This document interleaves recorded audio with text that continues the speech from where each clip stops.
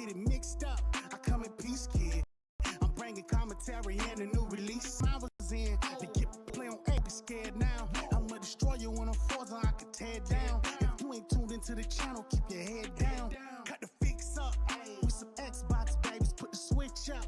See me gearing up for war, don't get it mixed up. I come in peace, kid. I'm bringing commentary and the new releases. I put them hours in to get prepared now. We play on expert level, don't be scared now. I'ma destroy you when I'm forza, I can tear it down. If you ain't tuned into the channel, keep your head down.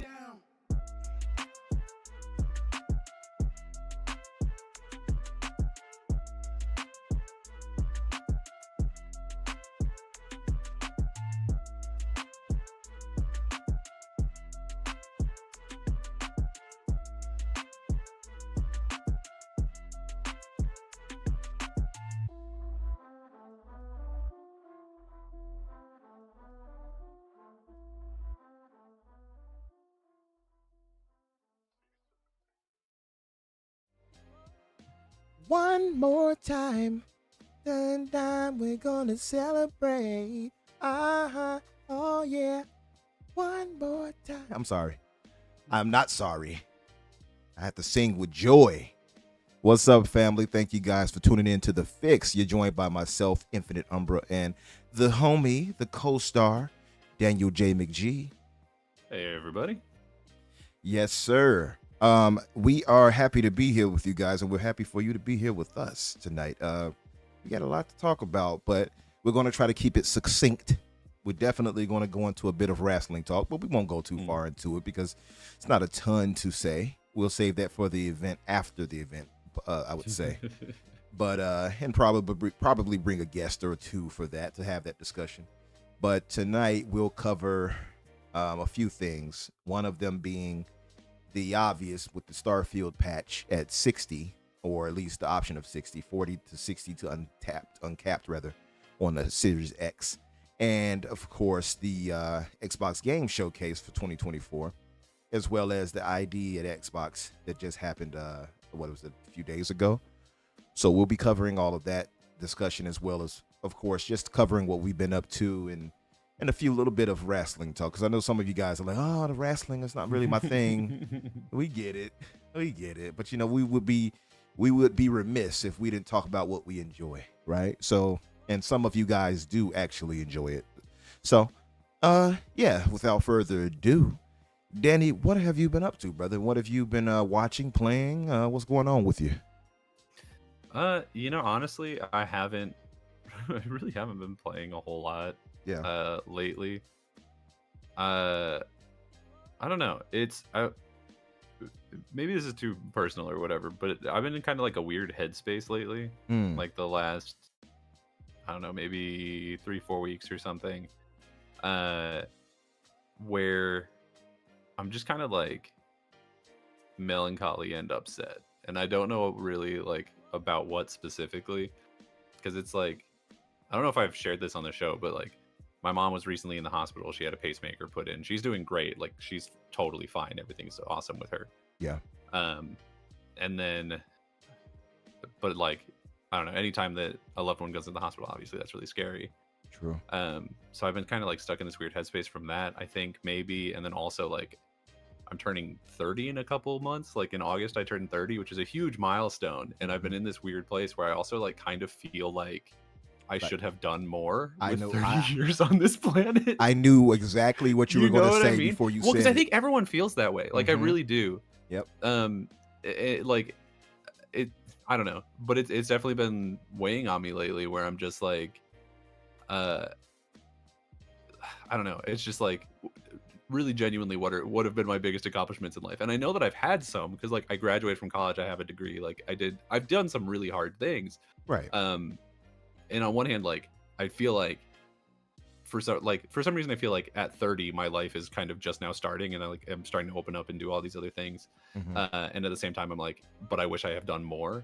Right. And I don't know how to deal with that. And so like, I don't know, it's this weird thing of like the combination of fear of losing a loved one, and then also like, and what am I doing with my life? Right.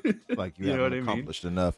And No, so I, it's just, I like, get in this that. weird headspace. I get that for sure. It's just it feels almost like something like a midlife crisis, but it's not because you're not It's quite at midlife yet, right? It's like a I don't know, what, a quarter life crisis, a Yeah. third life crisis. I don't know. I believe personally that every one of us goes through that. I know I went through it, and I still go through it now, and I start thinking like, Oh man, my god, yeah. it's going to be something that you're going to continuously have well until you go away. I'll just put it to you like that. Yeah, for And sure. and the reason why is because you are an ambitious person, and you know that you have a lot to offer the world, right? You might not have the exact, I guess, perception or understanding of how to do it, but you know you have that, and that's all of us. All of us feel that way, like man, Yeah.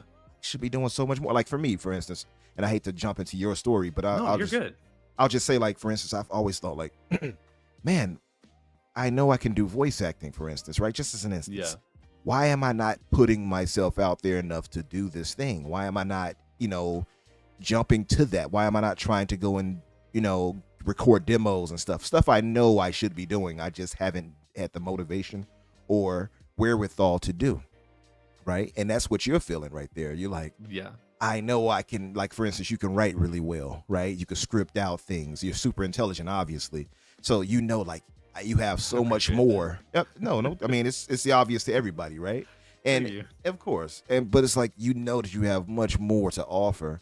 And it's like, that you feel like you're coming up short on your potential. So I get it. What I would say is, and what I feel at least, and I've told myself this, though I haven't had the gumption or motivation to get up and do it the way I need to, is to just go put yourself out there and do something that you probably been holding off on, or really trying for something else that's outside of your wheelhouse. That's what I would say.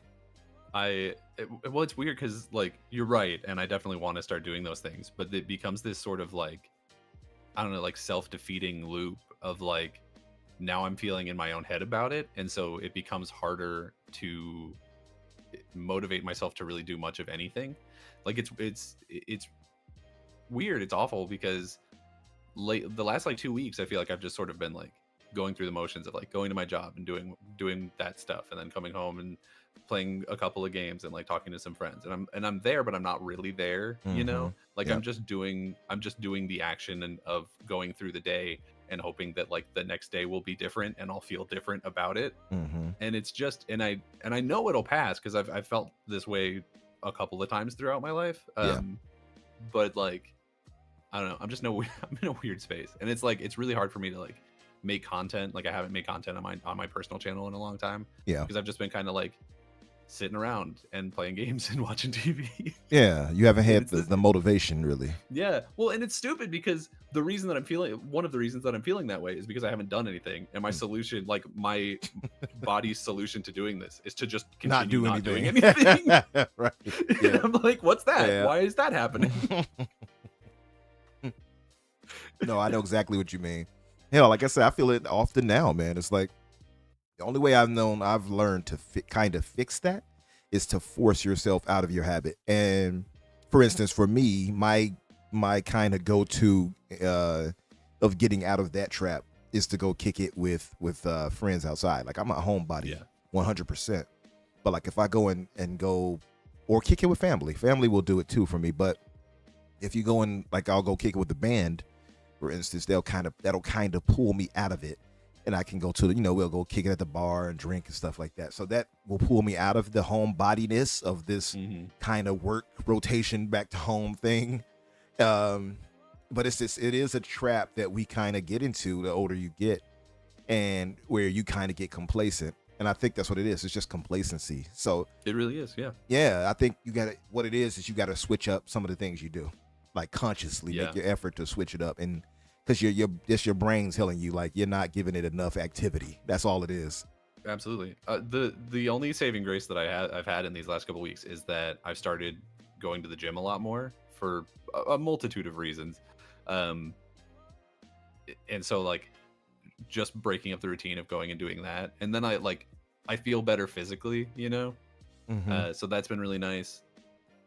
But yeah, I don't know. It's a new thing, so we'll see how long it sticks or whatever. But that's, like, the one positive. But in terms of, like, things I've actually been doing this week, I've been playing a lot of Fallout 76. I got really really far into that. I'm almost done Nice. with the main storyline of the base game, if that makes sense. Okay, yeah.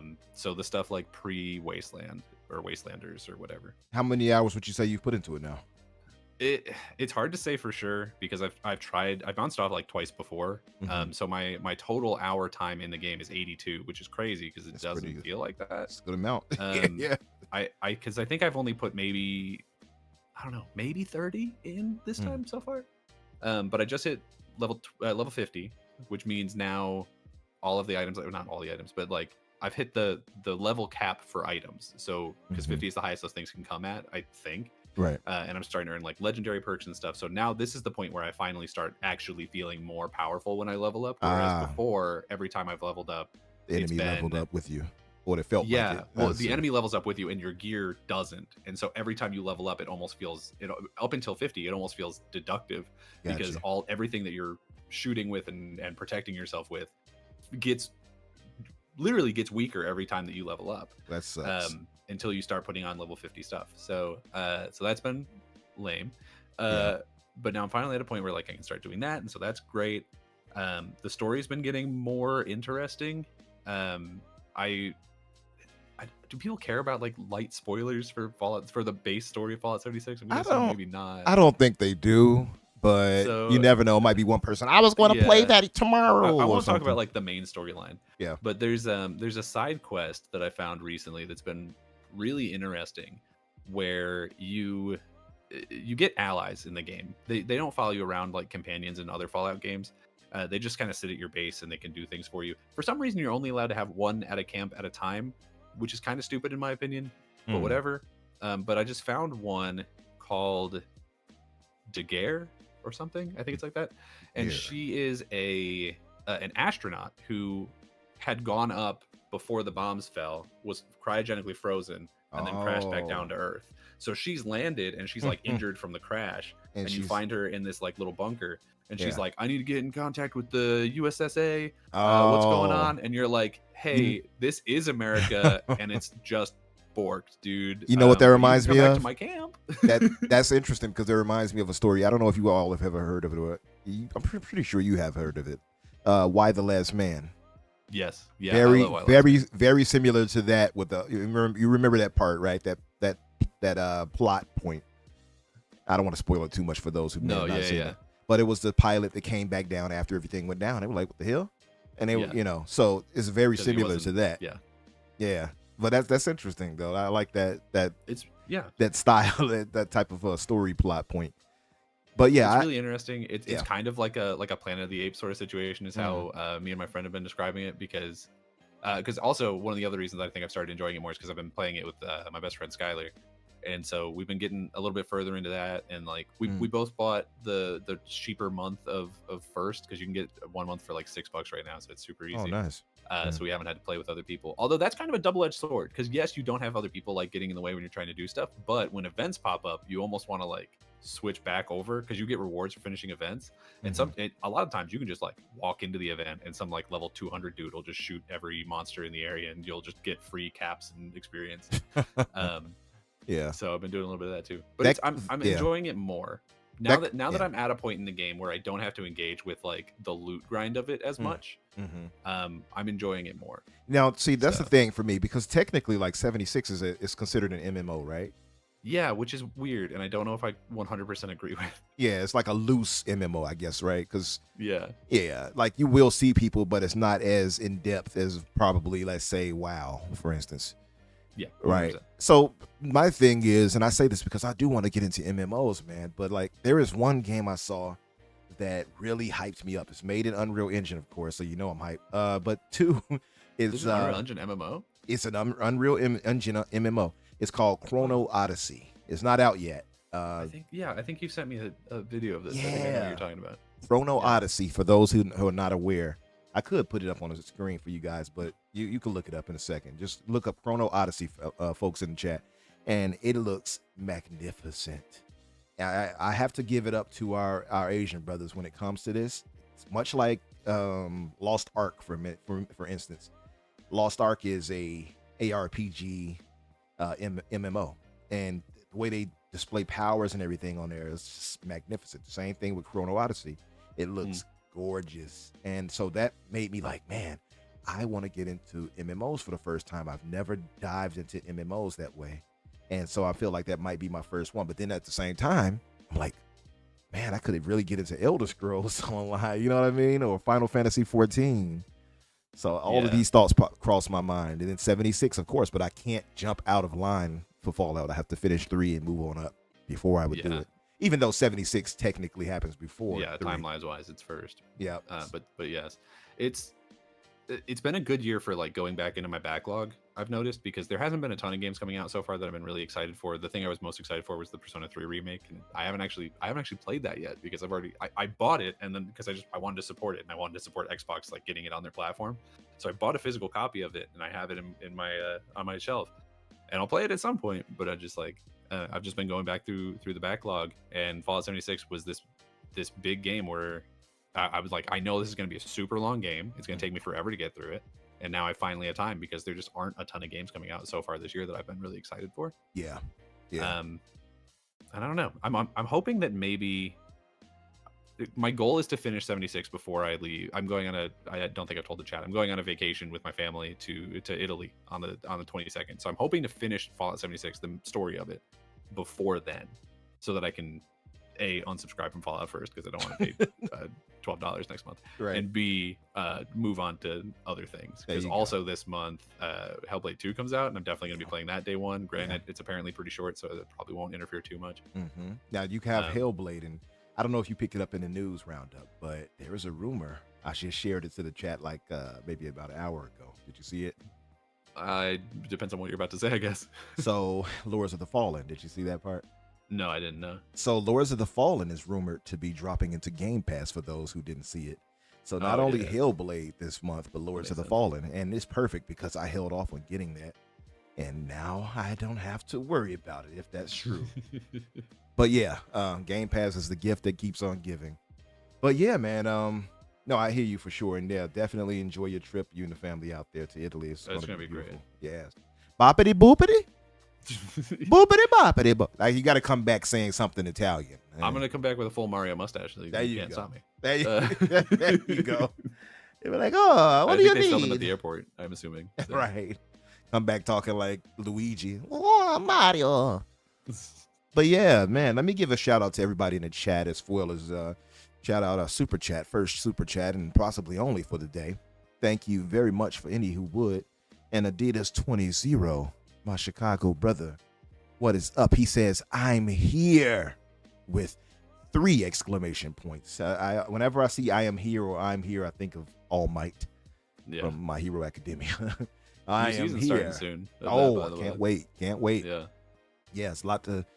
If you all have not seen My Hero Academia, check it out. You will not be disappointed. Spectacular anime, spectacular manga too, I would say.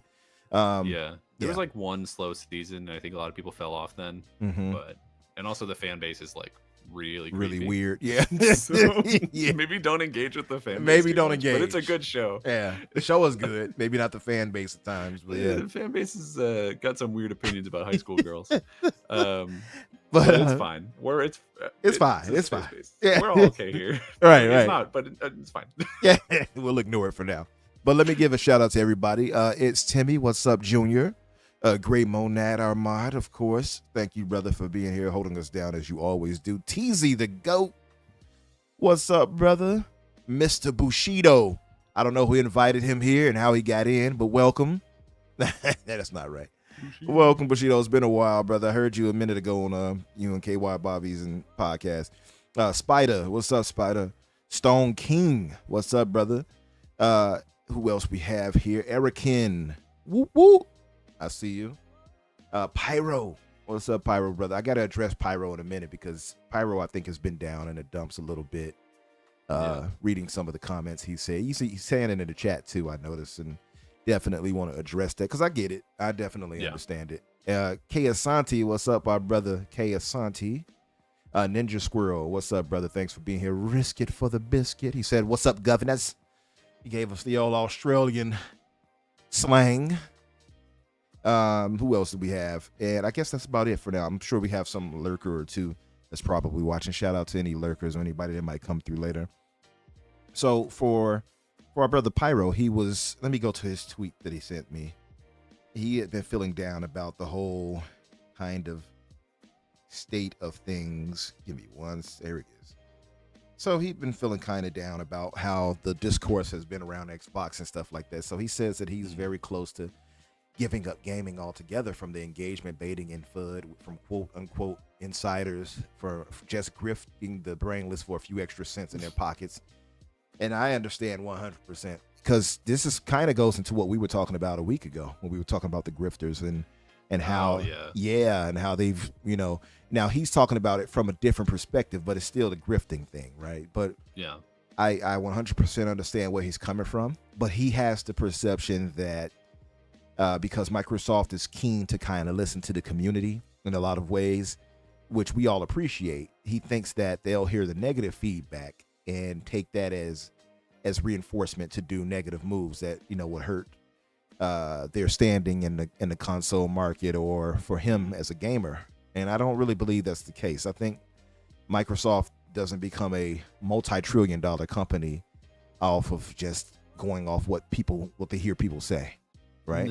Yeah. Well, you would hope not, at least. You would hope not. I mean, if they did, then maybe they're showing us the way. But yeah, that's on them at that point. Exactly. So what I would say to you, Pyro, and to anybody who might be feeling that same way, because it's easy to fall into that trap, I think, of feeling down, especially about a hobby you love and a platform you've been on for whatever, how many years. And I'm sure you've been on it since probably the OG, I'm going to guess, right, Pyro? But it's easy to kind of get into that mood, man, because you do see a lot of negativity out there, and it makes you feel like it makes you feel like, why am I here? Why am I still doing this? And why am I in this? And that kind of goes a little bit, your brain, I think, starts to go into the negatives of feeling down about your hobby. Nobody wants to feel that about something they love. But I would say you got to tune those people out. You really do. If it's somebody who you feel is just being negative to be negative, tune them out. So don't pay them any mind. Block them out. Ignore them, or silence them, or mute them on Twitter, whatever the case may be. Or it might be a sign to kind of pull back on social media. That could be a thing. Like maybe could be a fatigue of social media for you that you need to pull away from. Because people on social media, unfortunately, are pretty negative. Let's just be real. Social media in general is just, I mean, they call it doom scrolling for a reason. Like it's a toxic place of people just like yelling opinions into the void and then attacking other people for opinions that they caught while falling through there. Exactly. It's just like, I don't know. It's incredibly stupid. It is, and it becomes a cesspool of negativity. I definitely get it, but like, I don't know, I've been so attuned to that I just block out the morons I don't care for and keep it moving. Really, if you don't serve me a purpose as far as talking about what I want to talk about, or if you're saying stuff just to, like you say, to be negative and spread FUD, as you were pointing out, Pyro, then that now clearly what they're talking about doesn't matter to me. So they don't matter to me. So they're gone. Poof, vamoose. So that's it, really. I would just say tune your timeline to those who, I guess, talk about what you like to talk about, and tune out those that don't. It's really that simple. But Microsoft, I'm going to go on the line here and say I doubt highly that Microsoft is going to be swayed by a negative campaign of people saying things or people saying negative things and be like, you know what? Since they said all of our games are going to go over to PlayStation and we're going to go out of business, let's do that. That's not how it works, Yeah. So I would say keep your head up, man. Don't let that kind of, I guess, despair or negativity get you. If anything, because we know from, in this case in particular, we know that what was it, a Matt Booty like call or something? They were talking about how the idea being announced of them putting the first 4 games on other platforms, that it had, I forget the exact words they used, but it was like it had hurt the brand but not broken it or something. And so I think they're already very well aware that pushing forward with that too hard before other people start giving back is probably a really bad idea. Yeah. because they know, and this is also something that Jess said on the Xbox too, is like they know that they don't want to get out of the console space because they learned the hard way in the phone space that if you don't have your own platform, then you don't have control. You don't have a space where you can control how things are going. You don't have really any say over how the industry goes. Yeah, good point. So really good and point. That's why they're struggling right now getting like AI in their own game store onto iPhones and stuff, because if they had more sway in that category, then maybe they'd be able to do something, but they just can't right now. And that right there is a great point you just brought up, because, and this is why, Pyro, I would say keep in mind, and Kay could tell you this because he knows a lot about the possible futures of Microsoft or where they're headed. You see Jazz talk about it, Jazz Corden, he talks about it as far as how they're going, his thoughts on how they might approach going into the next gen. Microsoft is not stopping making hardware. They're not getting out of the business. Now, I don't know how that's going to play out as far as games that might go multi-plat, but I'll tell you this, I have gotten out of the mindset of, and it's going to sound bizarre because I believe exclusives matter, but I have slowly gotten out of the mindset of exclusives tying me to a platform. I have really embraced the thought of just enjoying games no matter where they are. Now, Xbox will always be my preferred platform, and the people there, because I love the community and I love the ecosystem, but that doesn't mean that's where you have to stop. Now, if it's where you can only stop and shop, for instance, then I understand it for sure, but don't let that be the thing that makes you feel like, these other people are getting it too. And I think that's what's kind of shaped a lot of our thoughts into negative, because we're like, well, all of our games going over there, then naturally that must mean the end for Xbox. And I think this is a new era for gaming where Microsoft is going. It's different. And I also think people are going to follow them there, is the other exactly thing. I was just about to say Sony is going to do it too, so don't feel too bad. We've already started seeing, literally they've already put games onto Xbox, and I know like, the MLB is forcing them to do it or whatever, but like they made the choice to do that. They made the choice to allow that to happen and to not particularly fight it or to stop making MLB. So like they made the choice to do that. We've been hearing all these rumors about Helldivers going there, and like a lot of the second party deals that they've been making are starting to come over. So I really think I think exclusivity is a thing that is going to kind of go the way of the dodo. I think maybe the biggest first party ones maybe will stay exclusive, or at least be like for a while maybe. But same way. I mean, same way I see it. To be honest, I'm kind of surprised they've gotten away with having exclusives for so long, because this was a whole thing. This was a huge problem in the film industry like 50 years ago, where was it Disney or somebody was like opening their own theaters and then only showing their films in their theaters, and they got shut down for it. They weren't allowed to do it. Like the FTC stepped in and was like, no. It's anti-competitive, right? It was anti-competitive. Because it was like, your theater doesn't have to be good. It has your movies, and so people are going to go there. And it's the exact same thing for video games. I guess it's just like on a very smaller scale or something, or like people just don't, or the government just doesn't really look at video games the same way. But yeah, genuinely, I'm surprised that they've been allowed to do it for so long. I think that and paying for online, I think those two things are probably going to be gone within the next 10 years. I hope the online one. We've been saying that for so long, haven't we all?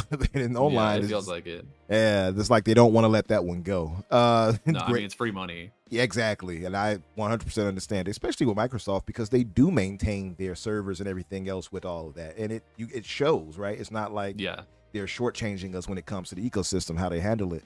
Now, Sony, maybe a little bit, but Microsoft, no, you feel every bit of that money going to the servers and how they handle things. Well, and also, and this is my own personal delusion, because like whatever, but I also don't really feel like I'm paying for online for my Xbox, because I just get Game Pass Ultimate and it's rolled into that. And so like, even though I'm literally paying for online, for some reason it doesn't feel that way to me. Definitely. And I was going to Gray Monad said that's PC talk. Umbra. He's not wrong. I mean, honestly, y'all should watch out. Like, people in the PC space should probably watch out, because I really do genuinely think that, with the government looking more and more into video games, there's a very solid chance that places like Steam are probably going to see some litigation pretty soon. Don't you touch our PC. But like, and I'll say this too, and the future for Xbox. Excuse me, I'm gonna let out a Canadian dry burp. Sorry. So one thing I'll point out too is that with the future of Xbox and where it's going, Pyro and everybody listening, and Risky can tell you, Kate can tell you, the rumors you're hearing about how they're going to approach it with the Steam box being implemented into it, the Steam itself, I don't want to say the Steam box, but Steam being implemented into it, having some type of access to PC gaming in some way. You're not going to be cut off from anything anyway. It's actually going to be really, really good for everybody on Xbox next gen, personally, in my personal belief, if what we're hearing rumored is true. If what we're hearing rumored is true, where they'll be implementing,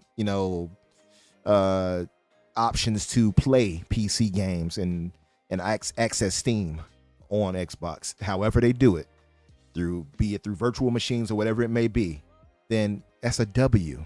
Believe me, Xbox isn't going anywhere, and you all should definitely keep your head up about that. Who do we have? We had a few people here that said a few things. Kay said, here, play where you want. Don't care about anything else. Absolutely. So Risky said, so it's not the end. It's actually a huge shift that we haven't seen yet. I agree. If you want to know what's beyond next gen, look at MetaQuest and what they recently did. Yeah. And he said, if we're talking next gen, PS is now in its own category while Xbox shifted to an in-between space that's more PC. That's exactly what they're doing. So it's going to be good, man. Trust me, Pyro. I think you hear a lot of these hooligans out here talking, and it makes you feel like, man. And then you hear the talk, like you mentioned Jez and how his word has sway. And I agree with you, but Jez also got taken out of context. He wasn't saying this was going to happen. He says this is what he believes will happen. And it's his own opinion. It's not rooted in specific facts or anything he's heard necessarily. It's just how he thinks things may go. And again, I don't think it's necessarily a negative if you can put it out of your mind, the thought of exclusives going elsewhere. If you can get that out of your mind, everything else will flow naturally. I'll put it to you like that. Because what we gain, if they can actually have Steam implemented, if they can do it, we don't know how they'll do it. We've theorized, we've talked about it here plenty of times, have we not, Danny? For sure. So if they can implement that right, and I believe they can, there's smart people that work there, right? They'll work it out between them and Steam and Valve, should I say in this case. But if they can get that right, that is a major W, because you gain access to so many more titles that we do not get on Xbox already, including, and depending on how it works out, PlayStation games. So we'll see how that works out. But I think, and you hear the joy in my voice because I'm happy for what's going to become. Of course, I do have the PC. So as they would say, PCMR, I've renamed it, K. It's no longer Personal Computer Master Race. Now it's Personal Console Master Race. I've ascended and taken the Xbox with me. Personal Console Master Race. Y'all like that? I like it. Yeah, I mean, strictly speaking, anyone who's in the PC marketplace, like, they're running a Windows machine. So exactly. I mean, let's be fully honest about it. Yeah. About what companies we're supporting here. That's it. And Kay says he hates to say it, but Xbox is basically a Windows PC. PlayStation is basically a Linux box. So the only real console is the Abacus. And that's what he's saying. The little thing he put there. Oh, Risky want to jump in? Come on, Risky, jump on in. You can jump in whenever. You already added to the live, so just jump in when you want to say something really quick. What did it say? Oh man, you just got here and you changed. Yeah, you're changing the furniture already. You see it, Kay? Yeah, jump in, Risky, if you want to drop a few bars before we move on. I'll say this while you're jumping in or whatever.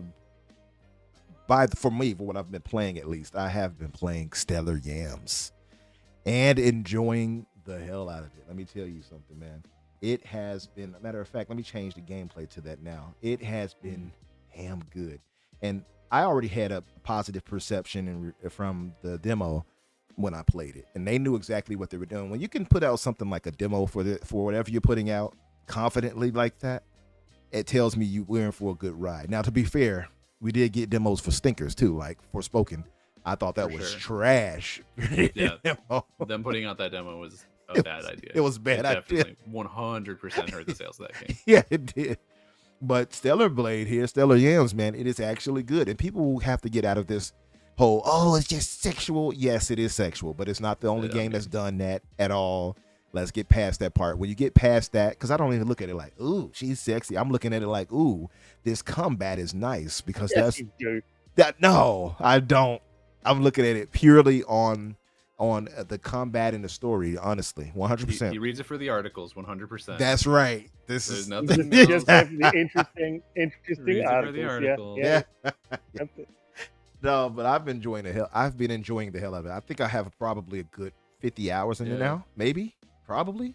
Is this Stellar Hey, Blade on right now? Yeah, this is Okay. Stellar Blade right here. What's Yeah. up with these sperm ships? What's going on? What Yeah. are we looking at here? And now that you say it, it kind of do look like that. But Highly sexualized. yeah.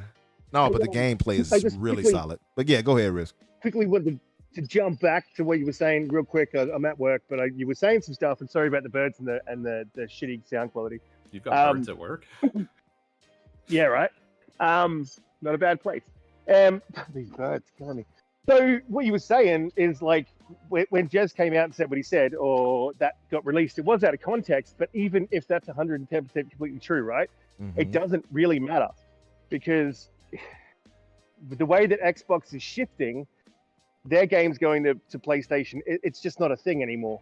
Like that part is over. And I 100% believe that we still need to have those tentpole exclusives, and we need to have that.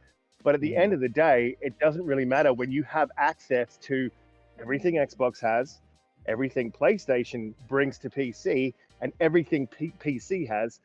There's just really, it's not even a conversation where it's, you know, PlayStation gets this and Xbox gets this anymore. It's a totally different conversation, and it's a bit of a mindset shift that you sort of have to put yourself through. I had to go through it. You got to put yourself through to sort of understand what's the next steps, and Xbox is best positioned to do what they're doing. And if you look at PlayStation, they're a step behind, and they're just catching up, you know, with their shift to PC. Helldivers is the 6th best-selling game on PC. So that gives you an idea of how PlayStation's now viewing their market, realizing that PC is their market and that they need to bring their games to PC. It won't be more than a year before we see day and date. I've said that for already as well. PlayStation. So Yep, I've said the same Yeah, here and elsewhere. By the way, if Helldivers wasn't on PC, where do you reckon it would be on PlayStation as far as charts? ooh, yeah, I don't know. I think it's something that they were starved for, right? But then it's also something that they're not really sort of into. I mean, in one way, the hardcores aren't sort of into that multiplayer side of things. They're really not, because that's what they're there for. They're there for their exclusives. But then all the casuals you speak to, they're all there for your FIFAs, your Maddens, your Call of Duties. I mean, I was talking to my hairdresser the other day, right? And he was saying he found out that Call of Duty was going to Xbox, and he was starting to have the conversation with his boys that, hey, maybe we should shift over to Xbox because we mostly play Call of Duty, and it's on Game Pass. So that was a really weird, not even driven by what I was saying. He just sort of out of the blue said that when we were talking about video games. So, you know, it's an interesting dynamic, and things are going to really change in the next couple of years for many reasons. You know, Call of Duty being on Game Pass, you know, the shift to PC, Xbox doing what they're doing, you know, with the next gen console, which is, I really hope they bring that out of June so we can properly talk about it. Like there's shifts, and it's all positive. It's not negative. Yes, 4 games going over, you know, in the old mindset is a bad thing, but when you really look at it, knowing what's coming, it's not a bad thing. I agree, and that's the thing. I say, like, if you take it's all about mindset. If you take your mind out of the thought of, oh, exclusive, have the traditional thought that we've had as far as we've been trained to this, to be fair, because they've done this to us too, these console makers and such. Yeah, they wanted us to. They did. It was their entire marketing push for absolutely 5-6 generations. Absolutely. So we've been trained to believe and feel this way, but if you put yourself out of that mindset, it becomes nothing to you. Believe me, I feel so at ease now, and it's not just because I have a nice PC. It's because I know where Microsoft is going. Even if I was just on console, I would be more than happy, because they're going to be implementing more PC-esque stylings into what they do, especially if they're adding Steam, like we're continuously hearing rumored. And I think where there's smoke, there's fire. So I honestly, guys, Pyro, keep your head up, brother. I'm telling you, it's about to be beautiful. 100%. And to push back on Kay, I'll say, Kay, like going into the next gen and looking ahead, with this, a lot of guys are going to PC, and I've got that last console purist, and I'm probably going to stick to console because what I see is they're going to shift us that way with the console anyway. There's no need for me to get a PC. And yes, we got told all these things for this generation that didn't happen. But I believe what we're looking forward to now, it's going to happen in the next generation, if not the generation after. So for me, I'm not going to fork out on that huge PC. I'm going to see what happens with the next gen. And if they go the way that we think they're going, then for me, there's no point for me to go and get a PC. So, Kay, you keep your PC. No, okay. Now for me, I gotta all right. I got to dip, man, because because I'm at work, but you gotta go I'm hunt getting down paid those to birds. talking. You got to continue the everlasting emu war. But no, thanks for coming. See you boys, have a good one. All right, brother. Thanks for jumping in. And that's the thing. Like for me, and probably I'm sure you too, Danny. It's the performance thing, right? So even if Microsoft is doing that for me personally, and now nobody else has to feel this way if you're a console only type style gamer. It's the performance. I want to make sure that anything I play can get the best results no matter what. Now, I don't want to be hindered by anything. So while I feel like if you're a console only gamer, you should be more than happy and content with what's going to happen. I still want more. So, and if I can afford more, I got more. That's just all it came down to. For sure. Well, and that's sort of the benefit of the architecture changes that Xbox has been making lately, is it's like, at a certain point, it's going to be where, and we've joked about it before, where kind of you will basically just have to export the game as an Xbox game instead of a PC game, because it's going to be on the same, like they're almost identical at this point anyway. So just a couple more tweaks to that, and that conversion process will be super, super easy. Yeah. So I'm really not concerned about it. There is one thing that I'll throw into that conversation, because there's a lot of talk about people going to PC, and I've seen that on like the older end of the spectrum. And weirdly, I keep hearing from like 40, 50-year-old men that Gen Z and Gen A really want to play on their PC and want to play on handhelds. But I work with these people. Like I work with high schoolers and I talk with them about this stuff. And not a single one, like I've talked to like probably 15 in the last 2 months, and I haven't heard a single one want to play on either of those things. Like they're on their phones most of the time. Like that's the big one, right? Like that's the big reason they don't want a handheld, is because they've already got it. They'll just slap a controller onto their phone and play it there. And then as far as PC goes, is it's just like, I have never heard any of the high schoolers I work with want to play, not a single one. I've heard them talk about Xbox and PlayStation and Switch, and it's this thing of like, I don't know. I'm starting to think that there's this weird thing of the older generation just not understanding what the younger generation really wants, because they're like, there's this other part, right, where they're like, oh, physical media is dead, we should move away from it forever. And I understand that to a certain extent, but also if you walk into a Target or a Walmart right now, the number one thing that Gen Z and Gen A is walking out of those stores with, do you know what it is? This isn't a joke. This is real science. Vinyl records. Vinyl records. Vinyl records. They are going darn to Target hippies and buying vinyl records. Oh, the hippies, hippie dippies. Like and not even, it's not even like they're buying repressings of old one. No, they're buying like the new Jelly Roll album on vinyl. They're buying the new Target has a Target exclusive version of the new Taylor Swift album. Are you vinyl. Kidding me? No, that's real. Oh, like, wow. Like I think these things are really cyclical. So at the point where that's fair. I was concerned about like physical media going away for video games just for a preservation reason, and I really don't think that's the case, because I think what it would end up becoming is people, like, it would almost return to a state of people burning discs, where I don't think they would burn discs. I think they would like save the files to flash drives or SSDs or whatever, and just keep it that way and share it between them that way. Because there's no trust. Gen Z and Gen A, and even millennials like me, like, we don't have any trust for these corporations, like, at all, because we're looking at things like Disney Plus just deleting shows off their page, and like all these things, just digital only content just completely vanishing, and people are like, well, I put money on this, so I'm gonna keep it. Like, if I have to download these files and store them someplace where you can't reach them, I will do that. Yeah. Right. Yep. And so I really do I really do see a lot of these things being very cyclical. Like Yeah. I do think physical media is going to come back, and I think that's why handhelds are coming back in a way right now. Is because people were like, this didn't work before, because I don't think there's really ever been a non-Nintendo handheld that's been especially successful. Because they just all kind of die off. Like the most successful one right now is the Steam Deck, and like it's doing well, but it's not like, you know, blowing the world up or anything.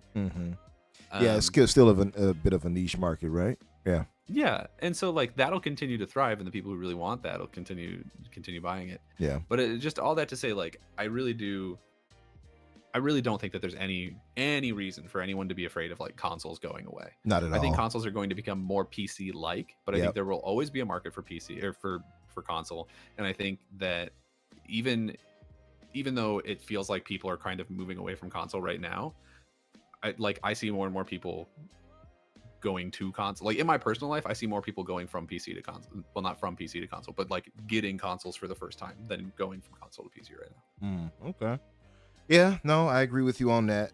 Ninja Squirrel, thank you for coming by, brother. I know you got to get some sleep. It's late out there. And shout out to all of our UK brothers who are out over here and supporting us. It's really late, I'm sure, for you guys.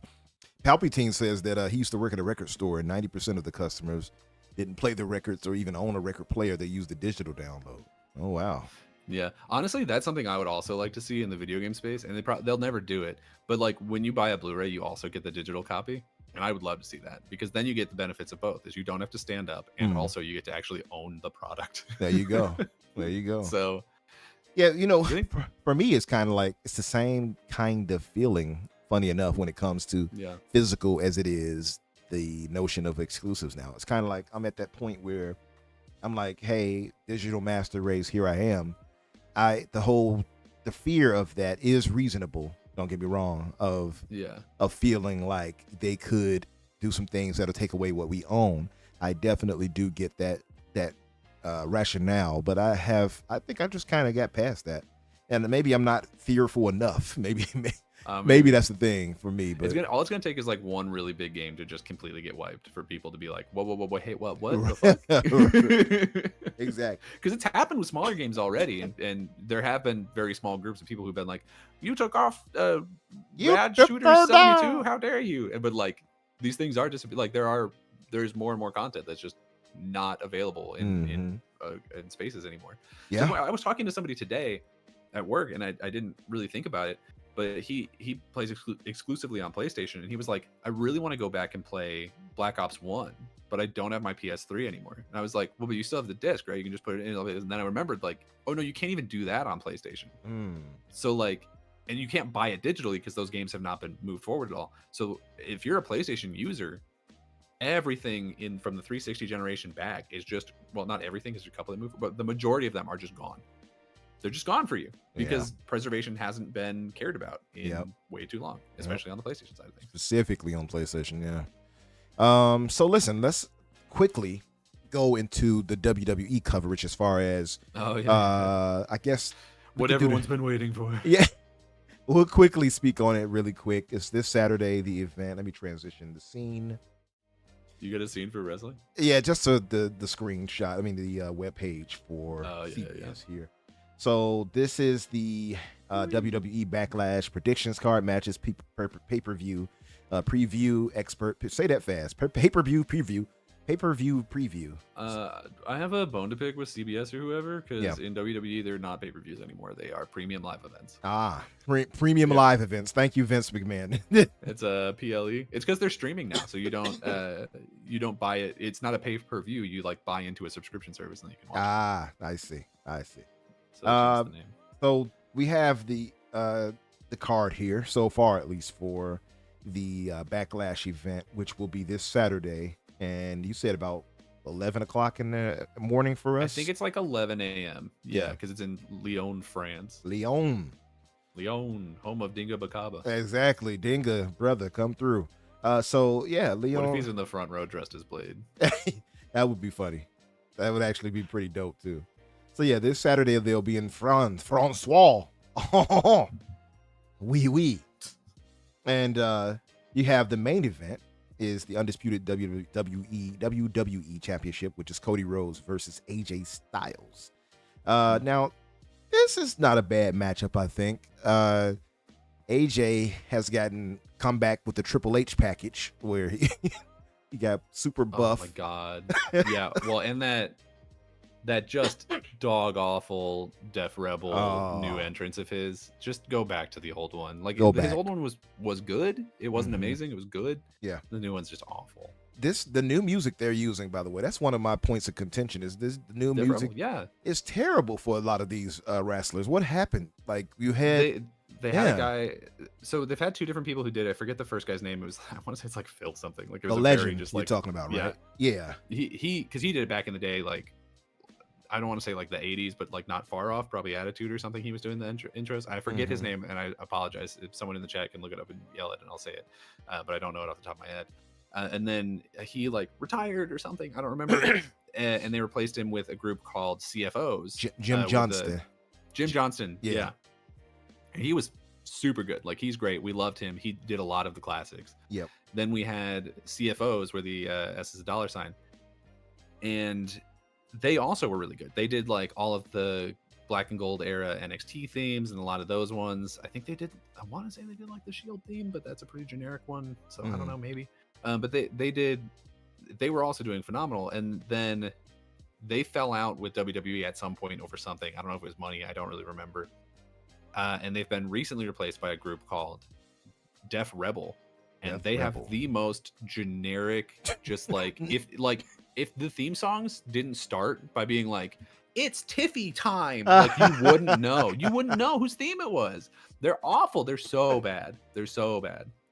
Yeah. You know, one that I have heard some standouts, like for instance, well, at least one specific standout is Whoop That Trick, right? Yeah. Now I don't know who's responsible for that. I'm gonna guess. I actually don't know if that. I don't think that's Def Rebel. I doubt it. I think he brought that with him. I'm thinking that was the case too. It seems very specific and it seems outside of their wheelhouse. But I do like the horns. He comes in. No, yeah, that's a song by DJ. So no, that's just a different band. Yeah, which is probably why it's good. It's there exactly. But yeah, a lot of these newer tunes that they're using for people to come out is uninspired and uninspiring. But I was gonna say AJ Styles here. I said this in the green room. I absolutely hate this dude's hair, man. He needs to do something about that. That soccer mom style haircut he has. Can I tell you, like the hair could be good. I just don't think it pairs with the chin strap particularly well. And there's something about like how buffy, like it doesn't work as a total package. I don't know. I don't know. I'm not a stylist. I don't know how to. It just looks off. How to correct this problem. My issue with this match is not related to the music or how he looks, although both of those things could use work. Yeah. My issue with this is I think AJ Styles he is one of the very few people who I think could be built up to be a real contender for that title, like being able to take it off of Cody. And I feel like they've just kind of hot-shotted them together into this thing just to have something to do, because they most likely they couldn't think of something else to do because everyone else is injured or gone. Yep. And so this feels kind of rushed, and I don't know if they're gonna like drag this out over multiple pay-per-views or something, like turn it into an angle. But I don't know, because AJ really is one of the only people who like they have history outside of WWE, which I don't know how heavily they'll lean on. And because he's a huge name in the industry. He could have been built up to be a really great story going here. And it feels like they've just been like, oh damn, what if go Yeah, and like exactly. It'll be a good match. Like they'll put on a really good wrestling match, I guarantee it. But I don't know, it's just not there for me. And I agree with you, because it needs heat, and they don't have it, and that's part of the problem. Like their promo before where they talked, and I thought it was a decent promo. It's just basic, because after you come from having the final boss to this, it's kind of like, yeah, well, pretty much anything was gonna feel like a step down after that. Yeah, absolutely. But then you have like they're like respectful to each other. I respect you, but I'm gonna beat you at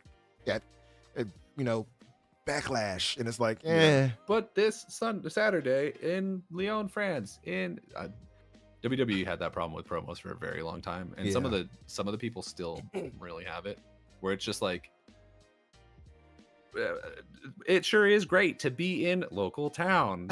Shout out to local sports team. Like there's so much of that. Some of the promos between these two leading up to this have felt kind of that way because they don't have anything else to do because they haven't had this angle together for more than like 4 weeks now. Pretty much, yeah. So and it's tough, and they have to build up that heat. It's just there's no heat there, and so it doesn't feel like it doesn't even give you the thought that he would lose the belt. And so their prediction is Cody Rhodes retains the title, and I'm pretty sure 100%. all of us know no that. Doubt. Yeah, he's not losing it, especially overseas. And I'll quickly go through these. We have, and we'll move on. World Heavyweight Championship, which is Damian Priest and Jey Uso. As we talked about in the background, I just don't feel Jey Uso as far as a heavyweight champion contender. Yeah, at I think all. Storyline wise, they might put it on him. Yeah, but I don't imagine that's gonna feel good. Mm-hmm. I don't know. There's this weird thing, and I feel bad for them because they've come out and like felt really bad about how awful their Mania match was. They're like, it was a great moment. I love doing it with my brother, but we're ashamed. Not ashamed. That might be the wrong word, but like they feel bad that they let people down. And like I get that, and that's awful. But at the same time, it's like I don't know. Like I've lost faith in their ability, at least as singles competitors, to like move this company forward. Because we talked about it. There's that promo where Cody was like, "You're the man of the house now, Jay," and I was like, "Ooh, we're having ice cream for dinner. I don't think this is gonna work out for us." We're having an ice cream float. Yeah, You be in home time before the lights hit you outside now. Yeah, it definitely was. Now he did say, what was that one he said in yeet or something like that? How did he say it to him? Yeet. Yeet. That was kind of funny. He goes, yeet. I think it's really funny that because do you know where that like phrase or gimmick came from for him? What's that? Where'd it come from? So after him and Cody won the tag belts, because I guess the writing at the time didn't know what else to do with them, because this was during the period that like between WrestleManias where they didn't really have anything for Cody to do other than show up and like be Homelander. Mm-hmm. So the one that they put the tag titles on him for a little while, and at the like media event afterwards that I'm assuming Jay didn't know they were gonna have, Jay was loaded. He was super drunk, and he just kept going, yeet. And so that became his thing. And then his brother started doing the no yeet thing, and it was like, oh, wait a minute, is that when they had that press conference and they were talking out there? Yeah, that was hilarious. I saw the clip of that. Yeah, it was really funny. And the other thing, like, because he was like, do you feel me? And he was like talking to one of the one of the people, and Cody, who was significantly less drunk and better PR trained, he wants to know if you can feel him. Ma'am, he would like to know if you could feel him. Right. I saw that. I was laughing my butt off. I saw that it was on TikTok. They had posted that. That was actually legitimately funny. Ever done in his life. That was funny. But yeah, like most people are going to retain their titles. I think that's fair to say. I really think so. Yeah, they predict that Damian Priest will retain, and obviously it doesn't make any sense for him to lose it this soon. I say that and with knowing that what's his name lost it to Damian not long ago, really quick. Mm-hmm. But so you have the women's championship, which is Bayley and versus Naomi versus Tiffany Stratton. Yeah, Bayley retains, as they say. The women's tag team championship, which is the Kabuki Warriors versus super powerhouses of Bianca Belair and Jade Cargill. That's the one that I think might change, because I think they're really trying to push those girls. And also, I don't think they want to hotshot Bianca back into the title picture, because they've done that recently, and I think they need to like do something else with her for a little while. She can have a title again later, but just like right now, I think she needs to do something else. And I don't know, the women's tag division really doesn't exist. Yeah. So it's the Kabuki Warriors and whichever two friends want to fight them for that title this week. Right. What about Damage Control? Couldn't they technically? Damage Control? Yeah. Well, Kabuki Warriors are Damage Control. They all the same? Yeah. Oh, okay. Well, because it's Asuka and Kairi. Oh, okay. Got you. Okay. From Damage Control. I guess the other two members of Damage Control could challenge them for it. Yeah, maybe they can split off and yeah. Yeah, I think the thing too with Bianca and Jade is they're setting them up to eventually turn against. I'm guessing Jade is going to turn against her somehow or something in the future. That's my prediction. I mean, Jade in the past has made a really good heel, so I could see that. But I don't know. I kind of feel like they're a good team. I think you might want to keep them together for a while. Turn them into like a women's version of the Shield. Like, I'm fine with that. That'd be cool. Yeah, and then have her turn eventually. Yeah, Jade can be the Seth Rollins. Yeah, the Seth Rollins of the group. Yeah, I can see that though, and I think they're obviously pairing her with Bianca because she's just better on the mic than Jade. Jade is not that great on the mic yet. Yeah, unfortunately. I mean, she's very new. Yeah. Like, I mean, she was over at AEW, but she had only worked there for like a year because she's coming off, I want to say, like a bodybuilding or modeling background. Yeah. So yeah, she's a little rough on the mic. It's a beautiful woman right there, though. Which is honestly why I'm surprised, because they do this weird thing. I'm surprised they didn't put her in NXT. Because the women's division is deeper there, just in terms of pure roster. Honestly, they should move the women's tag belts back down to NXT because it makes more sense there. Because they have so many women there, and I think Jade could have used a run there because she is really green. And then there's other people who they signed to NXT where I'm like, why? Like when they brought over Shinsuke originally, they put him on NXT, and he was like NJP world champion multiple times. And the only reason they put him in there is because he wrestled with the New Japan Strong Style, right? And they didn't know what to do with that. They're like, he doesn't wrestle like our guys. He wrestles different in a way that might be fresh and exciting for our viewers. We should put him on a show that no one watches. Like that'll do it. That's the ticket. So then you have Randy Orton and Kevin Owens, which I don't know. That doesn't really excite me either. Randy Orton, I think, is being misused. I think kind of both of them, though. I will say them going against the bloodline, a new bloodline of Solo and Tama. I think that'll be a decent match. But at the same time, I feel like Randy has kind of been short shrifted into a lower position than what he should be in. I think he should be in that intercontinental / US champion, at least in that area, to sort of something for me. It seems like a waste of him and Kevin Owens, to be honest. I don't know if I'm the only one who feels this way. I also feel like Solo and Tama feel like when a new group of people takes up an old band's name, you know what I mean? Where they're like, hey, we're Dragon Force, and it's like, well, the guitarist is the same, but the rest of y'all, I don't know what's going on here. Like, you just all got Paul Heyman, and that's great. But the reason we were here, they're gone. So you got to really sell me on this, and so far they haven't. I don't dislike Solo, but he's just not carrying it for me. He's really not. Yeah. I do think this might be where they do it. I mean, we know that Jacob Fatu is coming over pretty soon. That's what I can't wait for. It feels like it might not make sense for him to debut on a pay-per-view in France. But I wouldn't, necessarily rule it out. That's who I'm waiting for personally. So, yeah. Hey, so let's move into the news roundup, man. And I guess we'll have to kind of droned on a lot a bit. of these are going to be pretty fast. So I'm not concerned about it. Okay, cool. Yep. So news roundup. I'm going to do a little, I don't know. News roundup today. Okay, I'm sorry. So first up, there's a straight direct punch to my balls. Hey, there's a new Arkham game for VR. I saw that. I was mad as hell when I read. I was happy, and then I was like, "Oh." Absolute sons of bitches. It's called Arkham Shadow, and they, as far as I could find, they haven't really said anything about it other than it's a VR game, which means I won't play it because I don't care. It's being made by Camouflage, though, who also made the Iron Man VR game that I think reviewed pretty well. So it will probably be good.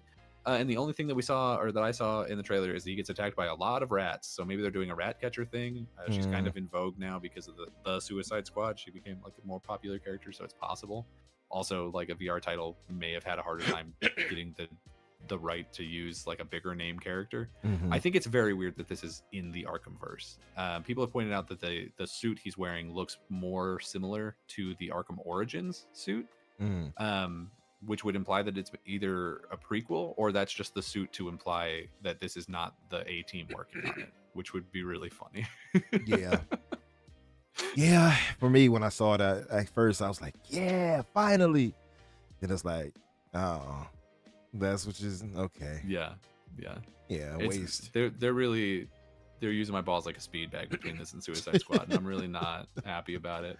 Not a big fan of that. Not a big proponent of that. No, I really, God, did I tell you I actually played a little bit of Suicide Squad? I played it over at a friend's place. He was like, I downloaded this and it's awful. You should try it. Yeah. And he was right, man. Boy, do I not like. And I knew I wouldn't because it's a looter shooter, and I just don't do those. But it's rough, dude. It's real rough. Yeah. It just doesn't feel good. Yeah, I imagine. Shout out to that blue number, Holly, and Red Dead Panda. What's up, ladies? Wow. Holly will I don't know what it is. Maybe it's because of the Stellar Yams gameplay, but she will not acknowledge me. Acknowledge me. Acknowledge me. Yeah, she won't acknowledge me, man. I said hello, and I said, hey, why won't she say it back? She said, is someone talking? Wow. Hey, I was talking too. I mean, I don't know. Wow. I didn't do nothing to nobody. The game on the screen, Panda, is Stellar Yams. See, Panda is a loving being. She will say hello to you. She will greet you with warmth. In game with you, Holly is the exact opposite. She will be cold to you. She won't say hello. She won't game with you unless you like beg her, and I just don't like to beg. You know what I mean? So shout out to Panda. That's all. That's all that to say. Shout out to Panda and boo to Holly. You know. Yeah. So, but yeah. What else did we have? Take-Two is doing bad stuff. They've already closed 2 studios, and there's been sort of a secret third shuttering, maybe.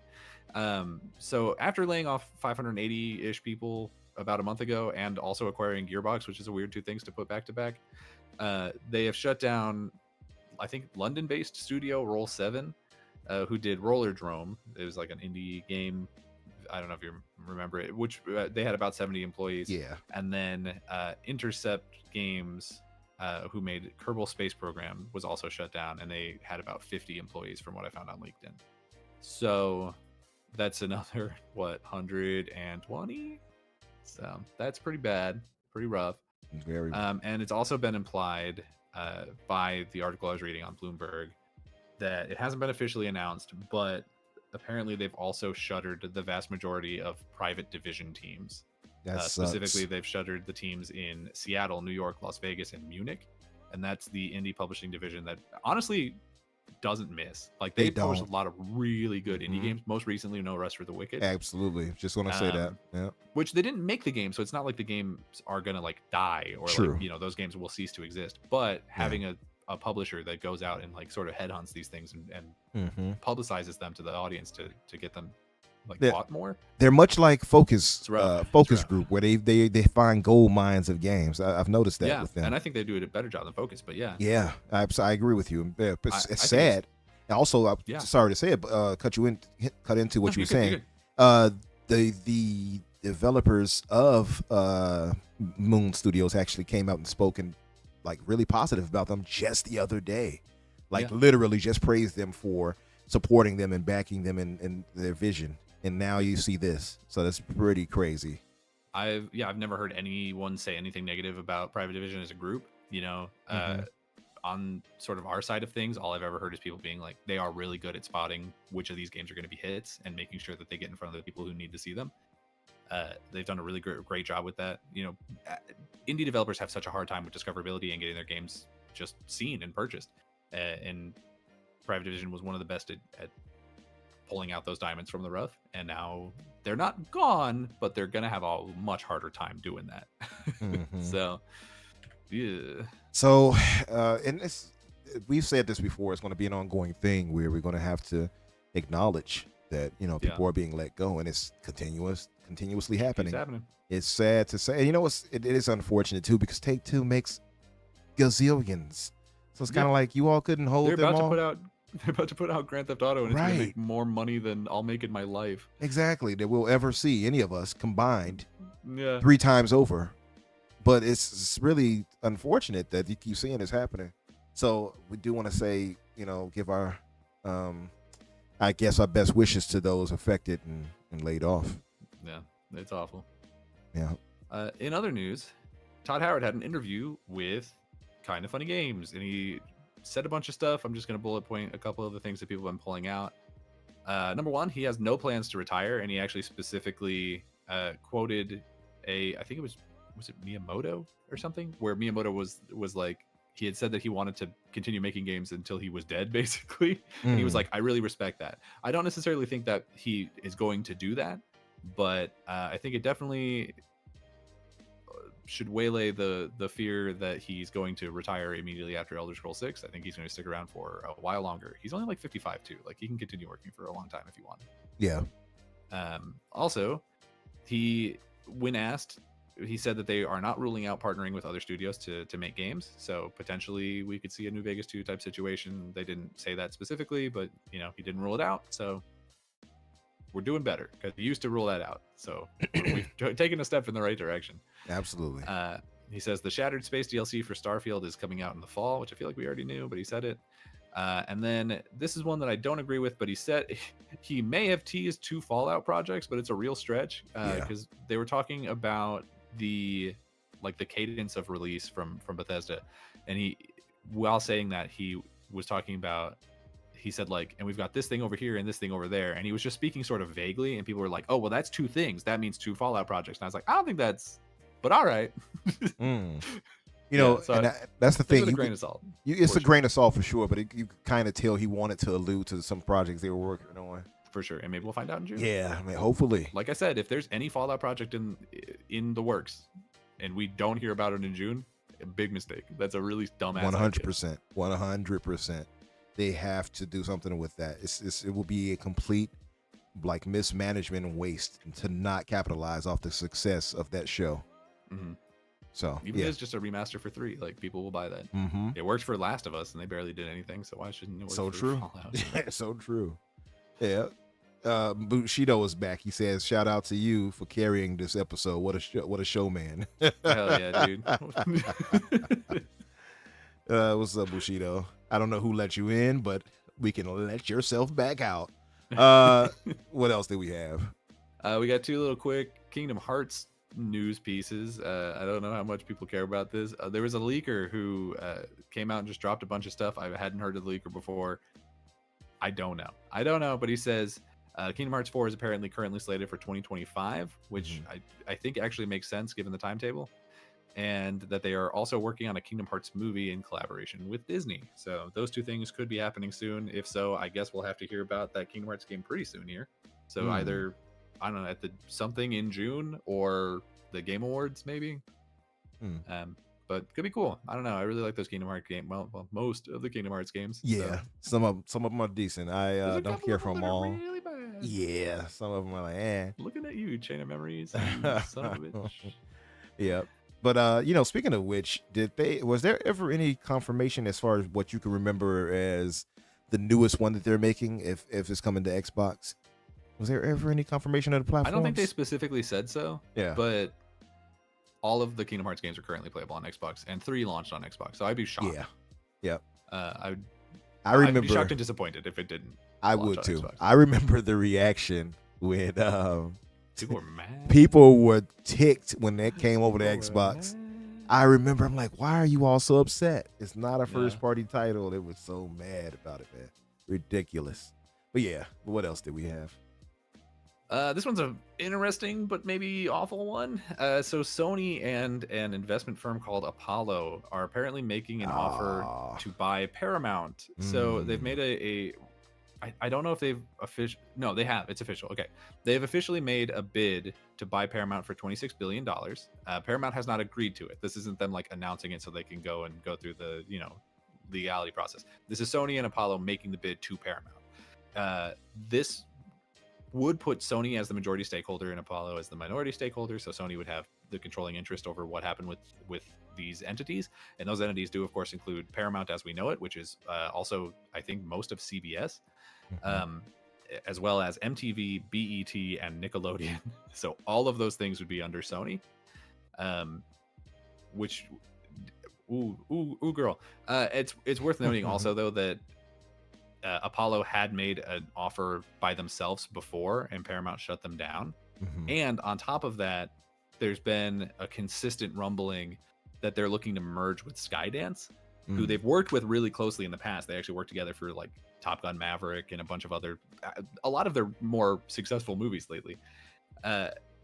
And when you pair those 2 different sort of direct possible future directions of like, we could do a merger or we could sell, with the news that last week their CEO Bob Bakish stepped down from his position, it feels to me like they're going to probably go more towards the merger, because I just don't feel like a CEO would step down right before a buyout payout. You know what I mean? Yeah, they want to get like, the golden parachute. Make sense to me, right? Yeah, like I don't know why you would do that.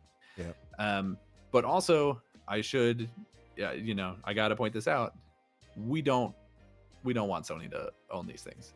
They have already, as an anime enjoyer, they are absolutely dog shit at running streaming services. They are really, really bad at it. They have, at least in the West, monopolized and quite frankly ruined the distribution of anime in the West. It's really, really rough and bad. This is a situation where Sony Pictures flounders so hard. Like, they don't make good movies with the exception of the Spider-Verse movies, and that's something that they didn't think was going to be successful, so they didn't look at it at all. And they were like, it made how much money? All right, make 2 more. Right.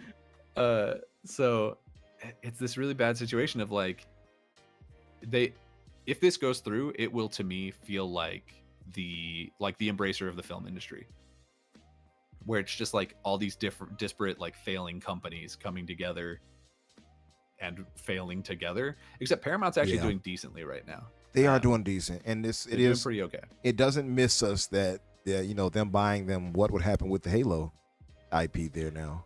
Yeah, I have no idea. But honestly, if that show got canceled, I wouldn't be that upset. So yeah, I'm guessing not too many people will be as hurt. But I mean, that second season was good. But the second season was good. I'd be okay if it stopped. You can stop I got now. what I needed. Yeah.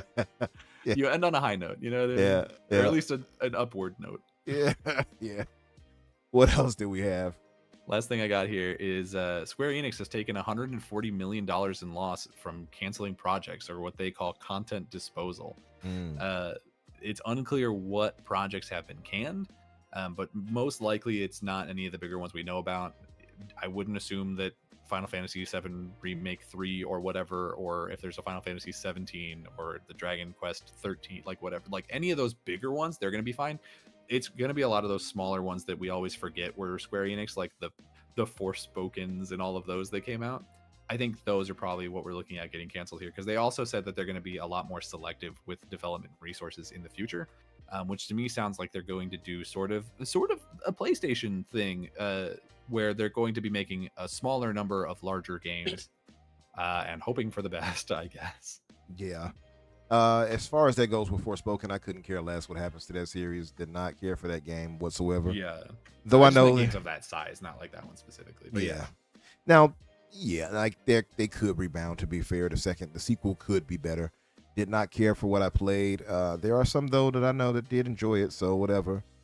But then again, there are some who enjoyed Redfall too, so I don't know. Ooh. But that said, I think this is a reality, and I think people have kind of downplayed it, but this is just more and more showing us that Square not only made the stupidest decisions, they're paying for it now. And I don't want to say I couldn't care less, because I don't want them to go out of business or anything, or anybody to be affected, but you reap what you sow. And I think this whole notion of staying exclusive to as a third party to a platform is dumb.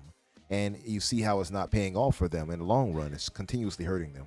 Yeah, like I could have understood them doing it for a couple of games or whatever, but with the absolute consistent level of every single time a Square Enix game comes out, they're like, it didn't meet expectations, it's bad. And it's like, okay, well then change something. And then they don't, and then it fails to meet the, and I'm like, okay, we need to either change your expectations or change what you're doing, because if you don't, then this is going to continue to happen. And then it continued to go exactly that way for like another 5 years.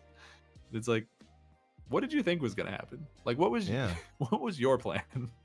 Yeah, it's just like, what were you thinking? And they continuously set these ridiculous goals for what they expectations of that title. And it's like, what, you thought it was going to do that? Maybe they think they're still in like the 360 or like the PS3 gen or something. Maybe they think that. I don't know. Like, this is a new time. They have to adjust. And trying to stay dedicated to Sony as if you're a first party is just stupid. There's so much more money to be made out there that they are cutting themselves off from getting. I'm surprised they haven't even lightened up on those things to allow them to like put their games on PC day one. Like that's genuinely surprising to me, because there's absolutely an audience for Final Fantasy titles on PC. I think probably the majority of people playing Final Fantasy 14 are most likely on PC. Yeah, absolutely. So I don't know. It's just there's a couple of companies out there where I see the business moves they're making, and I'm not a business person, and so I won't claim to be like a genius in this area. But I look at these sorts of moves and like the things Embracer was doing, and honestly, hate to say it, but some of the things that PlayStation's been doing lately. Yeah. And I'm going like, where where do you see this going for you? Because I don't know how business works, and I'm looking at these decisions and being like, you're gonna lose money on that. Like this was a poor choice. Yeah. Pyro has everyone knew Embracer was gonna die. pretty much exactly with those continuous movements they made as far as buying off all those studios and then a handshake agreement and then doing nothing with them. Yep. No, doing nothing with them. I'm just hoping that some of those studios, or at least all of the studios, but the major ones. Well, it's too late for all of them, unfortunately. But yes. True. Yeah. But hopefully, it's not too late for like the Eidos or the Crystal Dynamics, to make it out of there unscathed. I do think that I mean, it's pretty. We talked about it last week, so I won't go into it too much. But it really is. They broke up the company in such a way that they were breaking into the lots to be sold. Like that's very clear to me. So hopefully, the people who buy those groups will be good groups. I hope so. I'm still rooting on Xbox to get them, but we'll see. At least Crystal if Xbox Dynamics got one. Yeah. If Xbox got one, it would need to be the like Middle Earth and Friends or whatever one. And that would honestly like really solve their issue of consistent content, because that would get them all the teams behind. I mean, you get Crystal and Eidos, who they're already working with, but then you would also get like the team that made Dead Island or something. Like there's a bunch of games in there of like a higher AA quality that would really turn Game Pass into a hard thing to look away from. Yeah. Bushido said he sees me getting wrecked. I'll give him credit for being man enough not to use, or being man enough to use the footage. He said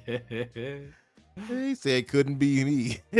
Couldn't be me. Well, I mean, you wouldn't make it past running outside of the spawn point. As soon as you move, you would get shot. So to be fair, I'm just saying, I haven't played Halo in a minute. I don't recognize this fart gas stage you're on.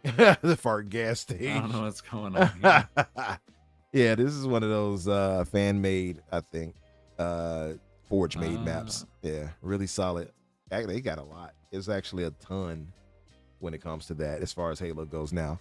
But yeah, was that it for the news roundup? That's all I got. Okay, so we'll transition to the main topics of the day, guys. We're going to talk about the Xbox Game Showcase and what we expect, and we won't drag it out too long because we don't have a lot to go off outside of the image of the Xbox logo and the it seems to be that thing now to just show the Xbox glowing on some background. It's like, oh, yeah. But you have that on the side of it, and I was kind of deceived, at least in my mind, because I saw that and was like, is that the Division 3 or something? Oh, I can see that. Yeah. That was my initial thought. But then quickly, the Charlie Intel and other people online that mess with COD and represented a lot, they quickly pointed out that the Cerebus symbol that we see on the side of the promo for the event coming up is, ties into the Gulf War for Call of Duty. It's an old tag that they've used in previous artwork that was unreleased. So yeah, that right there is Call of Duty. So it's a Call of Duty event right after the main event. And I had to wonder, and I said this on Boom's podcast and said, well, why would they deviate from having Call of Duty just a part of the main, show? Like, what would be the point of it? I think that it almost certainly will still be part of the main show, because think about when we had the Starfield Direct. Like, there was still a trailer in the main show, but I think that the Direct afterwards will be more of like we're gonna show you. They'll probably do the thing where they like deep dive into a level, and they're like, and then you can do this, and then that happens, and blah blah blah. So I think it'll be in the main show, and then they'll be like, and for more stuff, stay tuned. So I'm not so concerned on that front. I do think it's a weird choice that they aren't saying it's a Call of Duty Direct. They're being like redacted, and it's like, okay, I get that it's a Cold War thing, and it's like Black Ops team is doing it, and that whole thing was like, redacted text and all that stuff. Like, I get it. I understand what you're going for, and the fan base, to be fair, like there was no people know what it is. So you haven't like hurt yourself by not just saying it's a Call of Duty thing. But I would also say like maybe in the next couple of weeks, just be like, Call of Duty, we got it. It's gonna be here. Exactly. Because you can do that now, so you should do it. You should. It's a really big name to be able to drop. It's a gigantic name. And on top of that, like if they're gonna have, so my rationale was this when we talked about on Xbox Factor, I said, well, what would be the use of having it as its own standalone kind of conference, right? And you couldn't say, well, just to show off Gulf War. Well, that's a waste. if they're going to be showing just that, because you could have done that in the main show. So my guess would be that the Call of Duty portion will be not just for Gulf War that they'll be showcasing, but they'll also be touching on a mobile with Warzone, and also the game's finally coming to Game Pass. What do you think about that? Yeah, I mean, I don't know for sure. I think I'm still like 70-80% sure that the new one will launch on Game Pass. I do think that during that, I don't know if they'll do it during the Direct. I think either during the showcase or during the Direct, they'll also say that at least some of the old Call of Duty games are coming to Game Pass. I think that it's just like, we have them. Honestly, I'm surprised that they waited this long to put Activision stuff into Game Pass. I think maybe that's a missed opportunity. I thought that they weren't going to put it in at all after a minute. I'm like, I think they're going to. I would be really disappointed if that was the case. I think for some reason they were like, we want to make sure that when it launches into Game Pass, it's like in its best form possible or something. I don't know. That's what I'm hoping for. Minimally, you should be putting like the other Activision backlog stuff in there, like the old Spider-Mans, the old prototypes. Maybe that's what it is. Maybe they're going back and they're like not remastering, but like doing whatever back compat stuff they did for all the third-party stuff, and they're doing it for things that maybe Activision didn't let them do for it before. I don't know. Yeah, Bobby Hawk has an interesting thought. He says, I wonder if they're going to show the new fish mechanics for Call of Duty by like these new fishes finally move out of your way and can swim in your own way once again. Okay. I don't want to get in my way. I want to be able to catch them. I want a Call of Duty where I can stop the war and go fishing. Exactly. I want to go catch trout. That's what I want. You were halfway onto something, Bobby, but you messed up. Yeah. We don't want to. Pyro called me out on this because I was starting to read his comment and then stopped. And that's because we were moving to a new section. Pyro, my bad. He was just pointing out that Nomura interviewed back in 2018 at the Xbox, what they call it, the XO event. He stated that he sacrificed his director's position on Final Fantasy VII remakes to bring Kingdom Hearts to Xbox and expanding the audience. He says he doesn't see Square Enix alienating him further, as Disney owns all original characters and worlds in Kingdom Hearts. Not Square, of course. If Square Enix had effed him, I could see him leaving Square to start a new dev team under Disney, or just in general. He has plenty of clout. He doesn't need Disney for that. For sure, I could see that. I've been surprised by some people's moves when it comes to that in general. We talked about, for instance, Shinji Mikami, and he was retiring, and then all of a sudden, oh no, I'm not retiring. Now I'm starting a new company over here. It's like, what? So anyway, so I can see Nomura doing his own thing for sure if he needed to, Pyro. But yeah. So we were talking about the event. Now I have queued up. Riskit actually did a breakdown of what he expects to see at the game show. So I'll play this as we talk about it, and why not, right? So we have this. So his expectations for the showcase, and we'll talk about it too. Fable, since he's mentioning it, I guess we can go off of what they show. Now, Fable, I'm not too sure of if they'll show, but I did speak on this on Xbox Factor, and I said I would love it if they actually showed us a solid gameplay clip. Little what's the word I'm looking for? A vertical slice, as they would say, a vertical slice of gameplay that we can perfectly identify as, and I didn't try to time that with Perfect Dark as it appeared on the screen, but it just happened to happen. But I would like to see vertical slice of gameplay that is clearly identifiably gameplay for Fable. Yeah. Well, I do think that that's probably a 2025 game. Like, that feels right for that. Yep. So I think they should definitely show something. I don't know. It's probably like a fall 2025, if anything. So yeah, like they'll have another opportunity to show it. So this maybe they don't do the full blowout this time. But I'd be surprised if we didn't. Maybe not surprised. We should see it. Yeah, I'm hoping so. I'm still kind of. Yeah, well, Fable, I'm wondering if it'll be 2025 or if it'll slip into 2026. 2026. Yeah. Yeah, well, because there's the rumor that they're like launching new hardware in 2026, right? Like a potential new generation. Although I don't think that they think of generations the same way we do anymore. I think for them it's more just like iterative hardware as opposed to True. like hard cut or doing more stuff. But Yeah. I still think that they looked at what happened with the launch of the Xbox, the Series X, and being like, well, we didn't have enough things launching with that. So I could see them holding off a big game until launch That's a of good that point. new hardware. Yeah. That's a good point. But there's also the rumors of like maybe Elder Scrolls 6 is in there, which I don't know if I don't know. I 'Cause people doubt were- it'll be the launch for Elder Scrolls, but yeah, Yeah. or like I don't know, because people have been saying that that's going to be like 2020, somewhere between 2026 and 2028 is like all the different rumors. Because I can originally it was believe 2028, and then people Yeah. were like, it's going to be way earlier than you think, and I was like, all right, dude. I don't think so. I think think I'm probably closer to 2028. 2028. So, Yeah, but I do. earliest.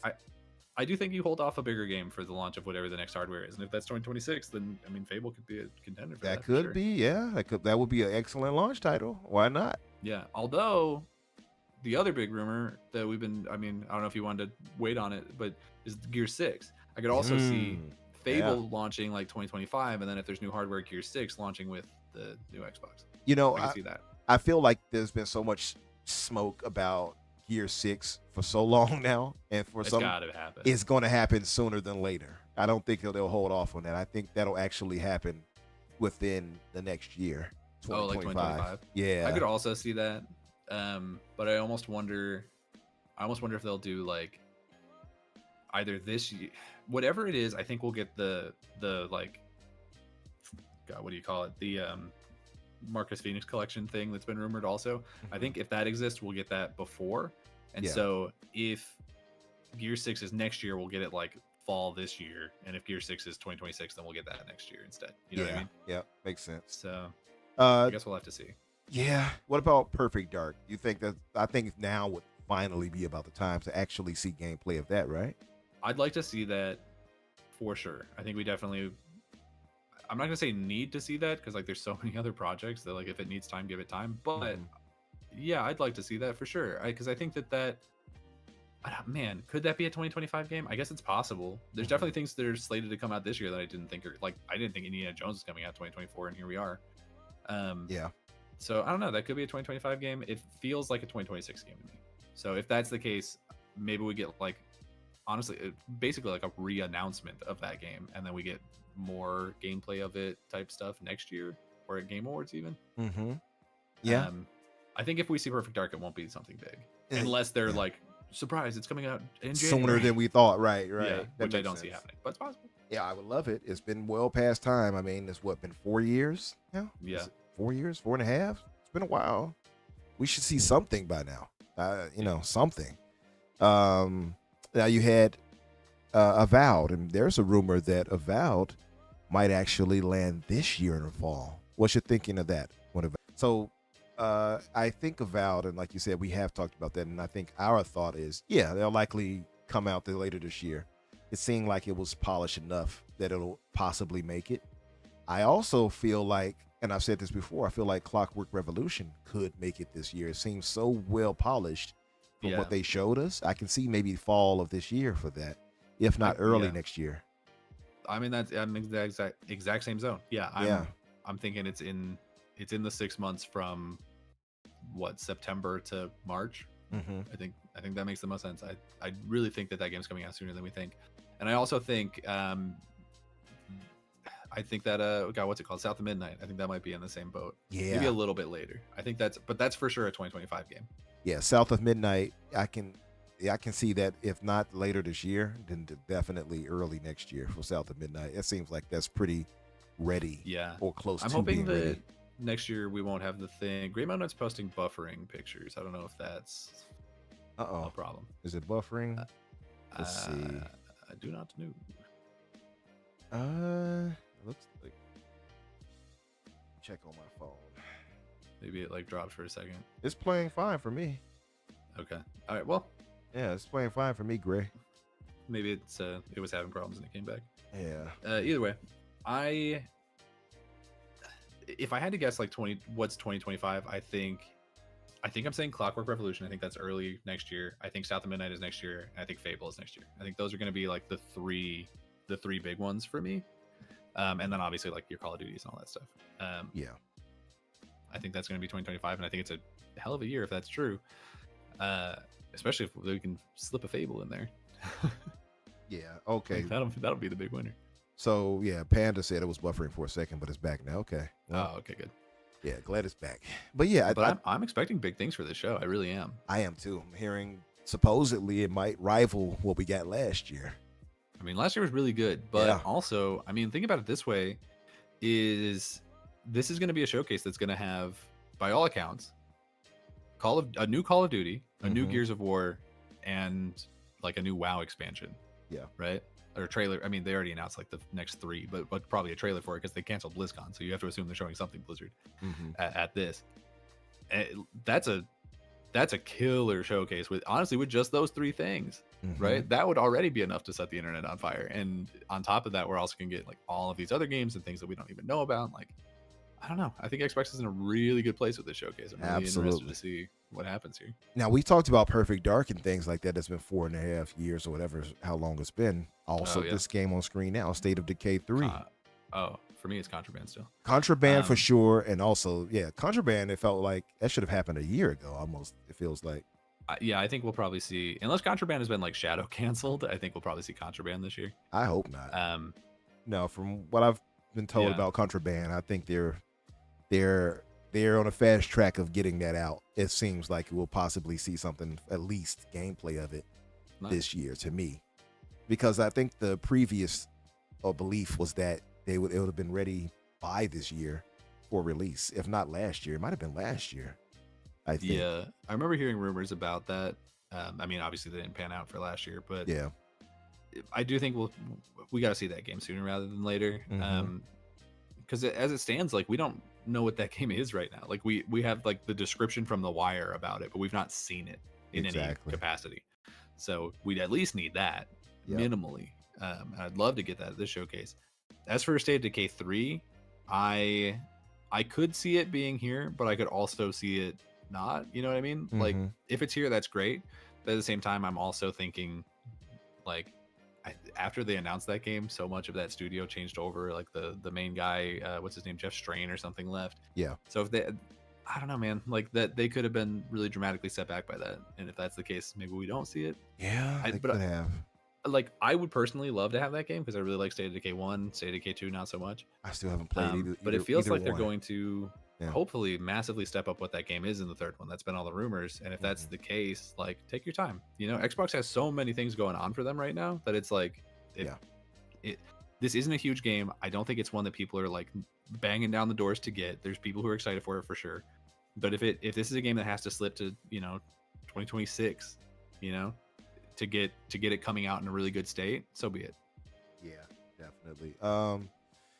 For me, I've never played any of the State of Decay games, so for me, this will be the first one that I'm definitely going to jump into. Because I've heard great things about it too. I still have time to jump into it, to be fair, but I've heard good things about it. Obviously, we have Indiana Jones, which would release this year, so true. I expect to see some gameplay of that. Maybe not super in depth, but they'll probably show something of that. Like you pointed out with Gears, definitely we'll hear about the collection finally, and Gears 6 will probably be announced for next year. Maybe it makes the most sense to me. Brisket posted Everwild as a clip. I don't know what the heck ever happened to Everwild, but it's very annoying. I wouldn't be surprised. Yeah, I wouldn't be surprised if we never see Everwild again. I hope that's not the case. Because it's so silly because they showed all of that and got us all hyped. A beautiful looking world, then the visuals and such. And then it's like you start hearing stories behind it. It's like, oh, we didn't know what we were doing with that. We don't know what direction. We don't know what the game is. It's like, huh? Yeah. How did you get to this far and you don't know what you're trying to make? I don't understand that. It was definitely weird. They showed a lot of stuff in that first showcase for this generation that they definitely should not have. Like, they had a really banger showcase that year. But at the same time, it's like so many of those things we're just now getting. Yeah. And people have been really holding their breath for it. And so it's been this weird thing where even though Xbox has had a lot of games in the last couple of years, people are like, but where's X? Where's Y? Right. And so people are still in this like mindset of, oh, we're waiting for these games when we've already gotten a ton of the ones that we were waiting for. Granted, like Redfall didn't pan out the way we wanted to, and Starfield was more divisive than I think it should have been. Way more. And, but like Hellblade is coming out in what, like a week? Mm-hmm. Yeah, literally. Yeah, literally. I mean, a week or two? Was it 2 weeks from now? Something like that. Yeah. It's was it within the next 25th, 14 right? days for sure. Yeah, I think it's the 25th. So that Oh, is should. it the 25th? I think it's the 25th. If I'm not mistaken. I thought it was sooner than that. I was hoping I'd get to play it before I went on vacation. Oh, let me see.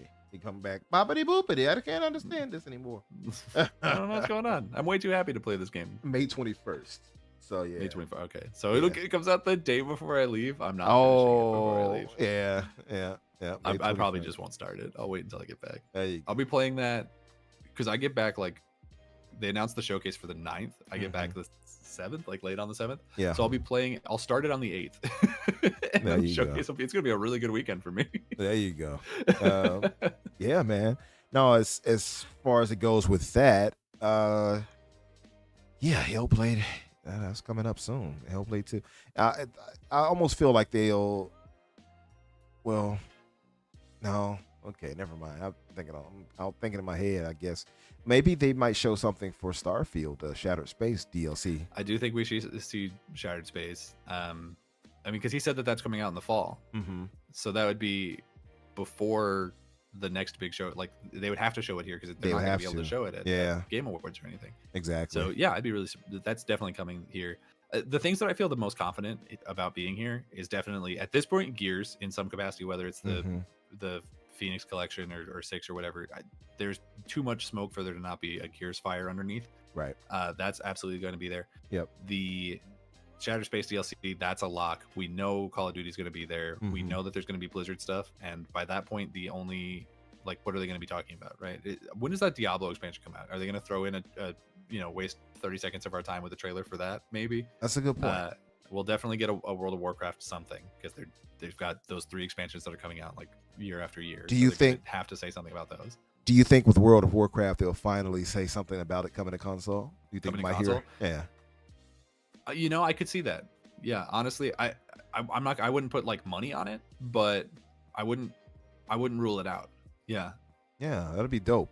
I think that's the next venture they need to make with WoW, like that and 100%. mobile too. Like if they can manage to get those on that, I think that's going to grow that brand crazy for them. Yeah, you get that on mobile, so people can play it all the time. I think that's honestly, existing in some kind of mobile capacity is probably really, really helpful for an MMO like that. Yeah. And they had, to their credit, back in like Legion, it was just like 3 expansions ago, they had a mobile app where it was like a side product of the game where you could like send your guys out to do things from the mobile app while you were at school or whatever. So if they can just honestly do a more expanded version of that, where like maybe you can't play the full game, but you can still do your dailies or whatever. Like, I mean, yeah, that's enough. Yeah. On mobile, and then obviously get the game going on consoles because there's no reason it shouldn't be there. It runs on computers that are half as powerful as the Series S, so there's no reason it can't go there. There's no reason at all. I agree. And also, too, you want them to expand. I mean, I hear everybody keeps talking about, oh, man, expand to Warcraft itself. Oh, yeah. So there's so many ways they can go with that. I've said they should do some type of action RPG spinoff with Warcraft or with the WoW. I think that could work, too. Give us that option as on console and such. They got the chops for it, clearly. With the Diablo and things of that nature. So I feel like that'll be a way to go with it. Or maybe they can kind of go in a no rest for the wicked direction where it's ARPG-esque, but also Souls type combat. There's so many options to go with that. I feel like, oddly enough, because we're hearing rumor of the next consoles next gen starting in 2026 for Microsoft. That's what we're hearing continuously. Yeah. I feel like maybe they'll do a hardware reveal. What do you think about that? You think it's possible that they might say, like we have, because they did, Sarah Bond did mention that they had hardware plans, I think later in the fall this year that they were excited to talk about or something like that. Or I forgot how she worded it. Maybe I'm misquoting, but I think she alluded to plans to show off something in the fall. So maybe they might have something like that. She did. I wouldn't expect to see next gen hardware here. I think if we see hardware here, it would be next year. Yeah, I think that this is a situation where I don't think you want to cut off the tail of the Series X yet. Good point. Yeah. So you probably don't want to announce new hardware too soon. Mm-hmm. So I think if it's coming out probably holiday of 2026, I think we see it holiday 2025. Maybe we see it at Game Awards again. Game Awards makes the most sense. It just seems like it seems like the thing for them. It worked for them before. It's worked for them each time, actually. So I can see that actually happening. I think that feels like it makes the most sense to me. I wouldn't expect, if we see hardware here, it could be like the handheld that they're apparently making that they probably shouldn't bother with, but whatever. Yeah. Or it'll be more controllers, baby. yeah, more controllers, definitely. I can almost guarantee special edition console, maybe like an Indiana Jones one. That would be dope. Or maybe new wraps, right? They can show new wraps. Sure, yeah. I almost wonder if that would be something that would be like announced after the fact. I wouldn't want them to spend showcase time on that, but I could see an announcement maybe afterwards. Like maybe they announce a bunch of new games and they're like, and you can buy a wrap for Gear 6. Yeah, right. It feels like that they haven't capitalized on the wrap thing enough for me, because you see the whole thing where they were like, oh, the new X-Men special edition console and a controller, and now they have the little X-Men 97 controllers that you can buy.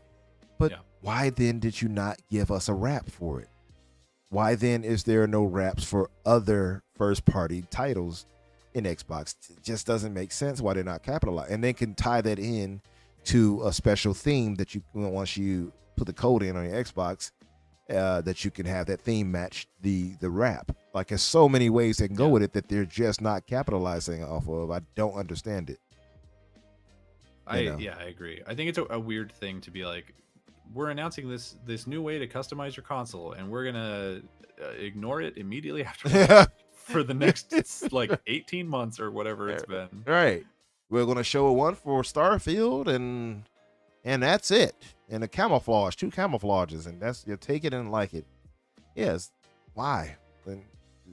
And there is a third-party company I saw. I forgot their names right now, but I know Boom represents them. They've done a special one with they kind of showcase Boom's logo on it. I forgot their name right now, but maybe console wrap or something, whatever. But third parties could capitalize off this if Microsoft doesn't try to like cease and desist them into oblivion, and maybe they can capitalize off that and give us what we need, or should I say want? Not need, but yeah, I need it.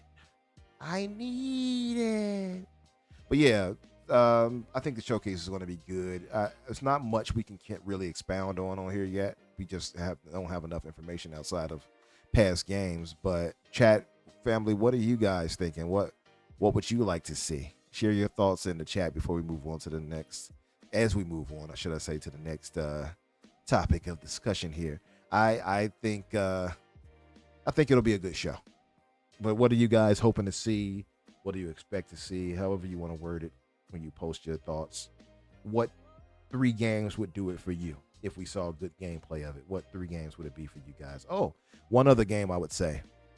You remember that rumor we heard allegedly, and from our brother Mag, from X and C now with Colt. Mag said that the rumor of not Creative Assembly, but what's their name? The ones that are that have worked with Halo and stuff in the past, and they were rumored to be making that Battle Royale. I always know the Creative Assembly, but it's not them. It's Certain Affinity. Certain Affinity. Thank you. Yeah. Certain Affinity. I got to get Creative Assembly out of my head. Creative Assembly is also a good studio, but they they are. So they worked on the Halo Wars, so you're in the same ballpark. Right, true. With Certain Affinity, the rumor was that the Halo thing that they were working on, the project they were working on, was canceled. Well, Mag came on a show about a month or 2 ago and said the rumors of their demise was greatly exaggerated. Really exaggerated. Yeah, so we'll possibly, and he said that it's a spinoff to the series, and and that so it wouldn't be focused specifically on Master Chief necessarily, but it would also be an Unreal Engine 5. I would love if all this time we were hearing about this, if this true, they didn't cancel anything, and we see a new Halo spinoff, because that lore and that universe is so ripe for potential of things they could do with it. It's crazy that they haven't. So this would be great for me. And we need something story-wise for Halo.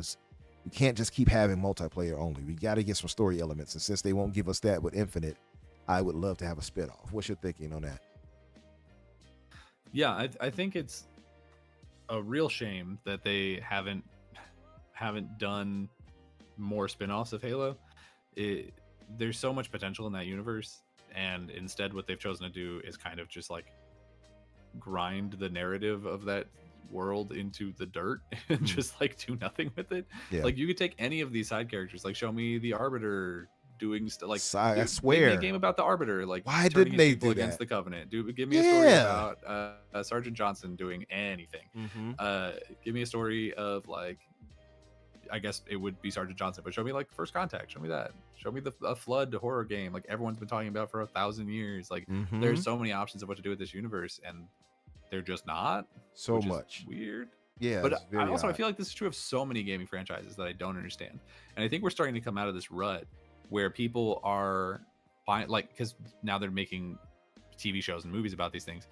I think they're finally starting to be like, this franchise can be more than the one thing that it has been. And I'm hoping that they do more of that, because there's a lot of these franchises that have so much potential in other directions. Yeah, definitely. 100%. So let me see. What did somebody say? Bobby Hawk says meat. Pause. I forgot about Forza 6. Thanks, Gray. That's a good point. Forza Horizon 6 makes sense to possibly see. It's been enough time for Forza Horizon. You know what, though? It does feel crazy because we just had Motorsport last year. And I feel like it's an oversaturation of Forza and Motorsport and Horizon. To me, lately at least, Motorsport has kind of been canceled out. I think Horizon has taken over as being the more popular franchise. What would you say to that? No, yeah, that's definitely true. Like Horizon is the one, whenever I hear people talking about Forza at this point, it's Horizon that they're talking about. Weirdly, when I hear people talking about wanting more of a simulation racing game, I hear more of them talking about like Gran Turismo. Yeah, and that surprised me. And then I played the Forza Motorsport game, and it's a good game, but it definitely didn't feel like to me that it was the step in the direction they needed to go. It seemed like they made some missteps, because I wasn't not personally. It's just not. I don't care for.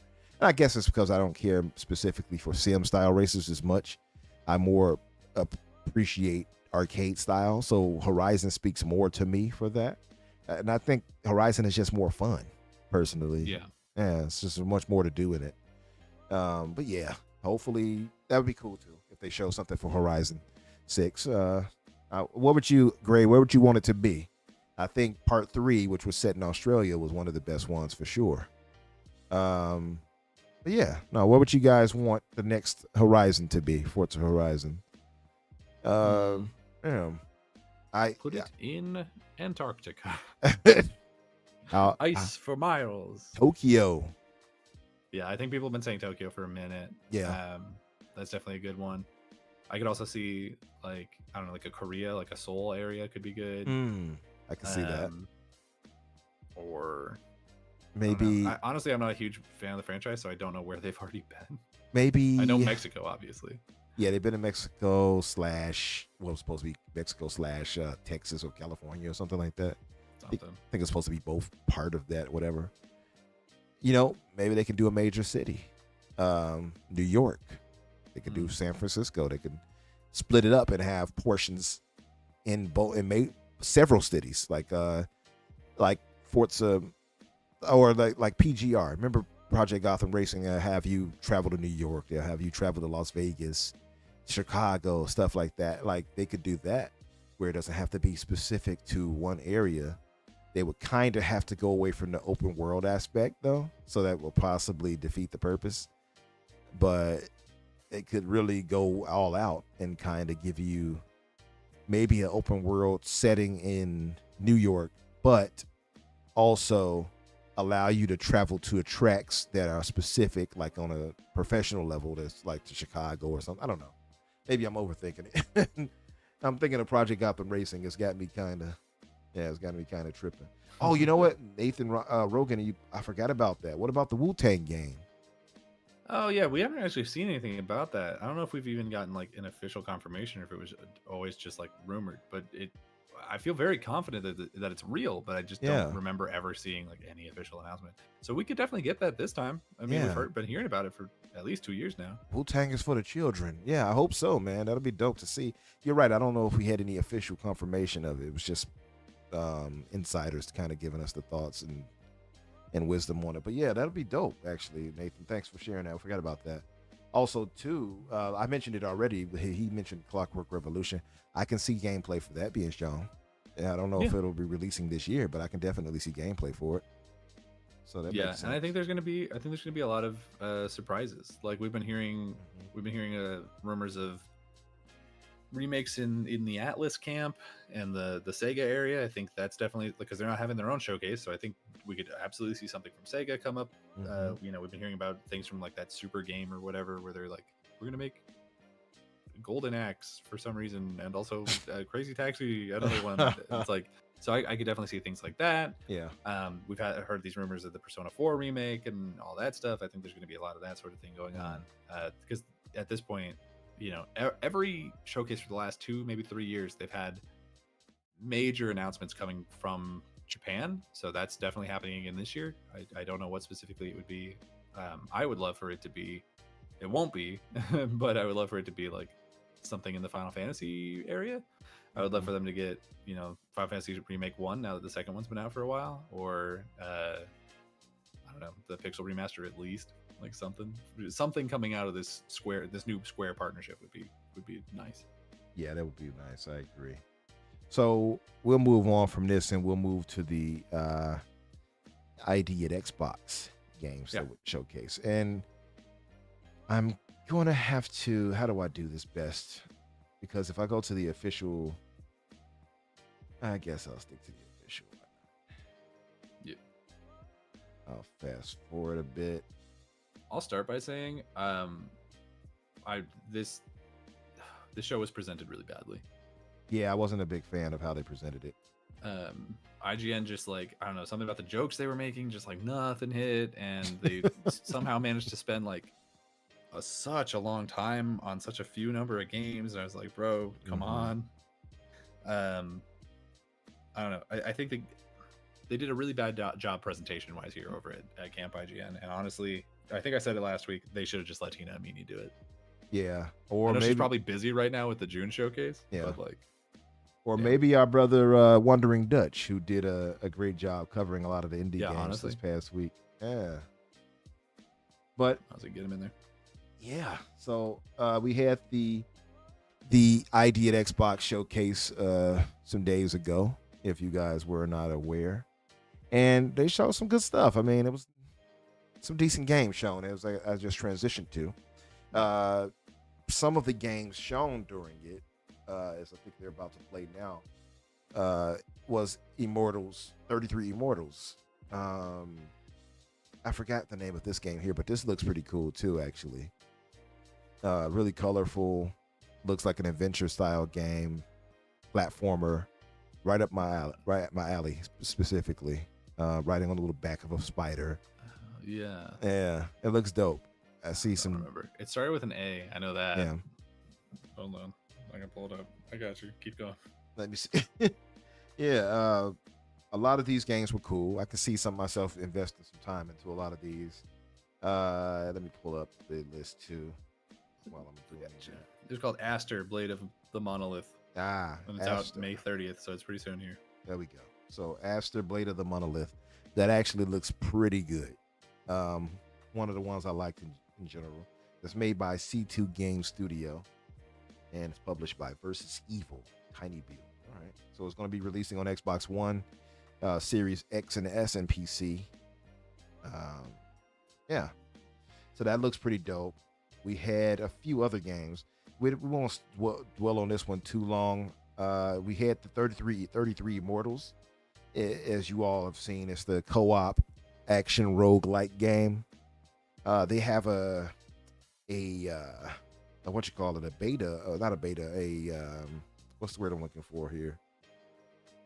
Preview? Preview. Early access? Early access, I guess, is the best way to put it. They have an early access coming up for that. I think May 24th or something like that. For 33 Immortals, if I'm not mistaken. Let me look it up to be sure. I could see that. I don't remember. Oh, it is. To be honest, a lot it of is this the beta. showcase I kind of just like zoned out because Yeah.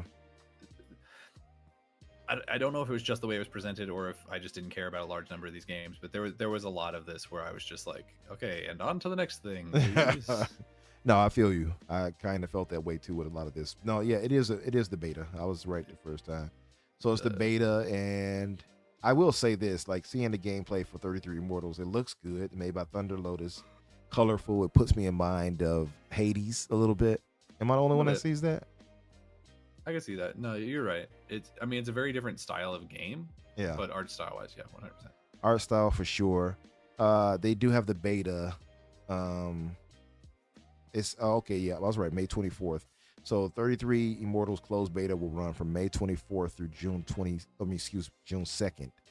Sign up now. So if you guys haven't signed up and you're interested in trying it out, sign up for the 33 Immortals beta now on their site. Yeah. So this looks really good, really colorful, beautiful art style, how they're presenting it. I will say, though, the movements and stuff like that didn't inspire me. It felt like really slow looking.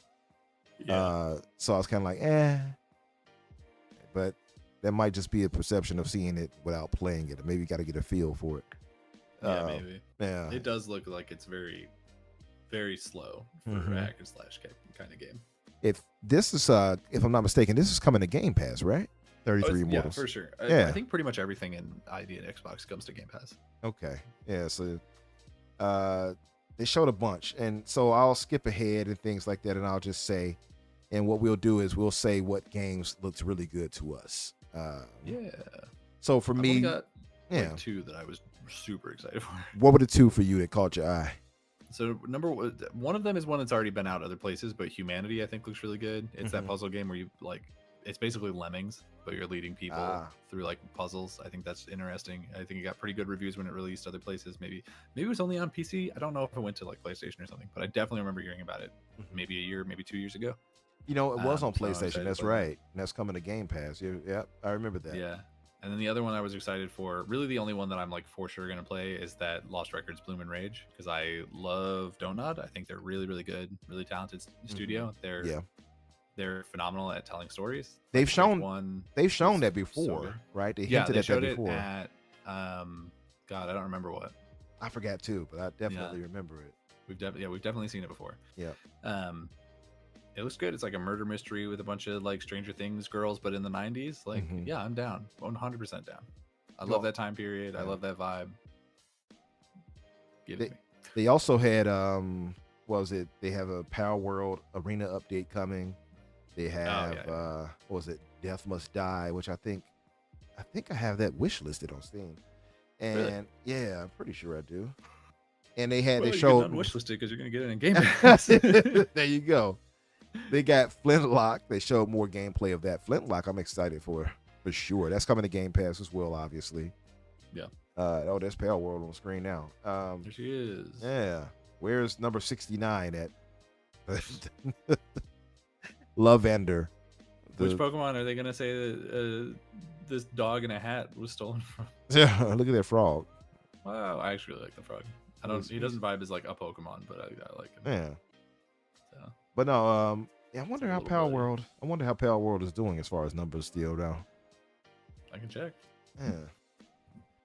So yeah, they showed that. They showed a bunch of other games. Like, I don't know, Brotato, Abyssal Terrors DLC. They got Broken Roads, which I think now Broken Roads is a kind of a turn-based thing now, but wasn't that off a previous point-and-click game? I'm almost certain.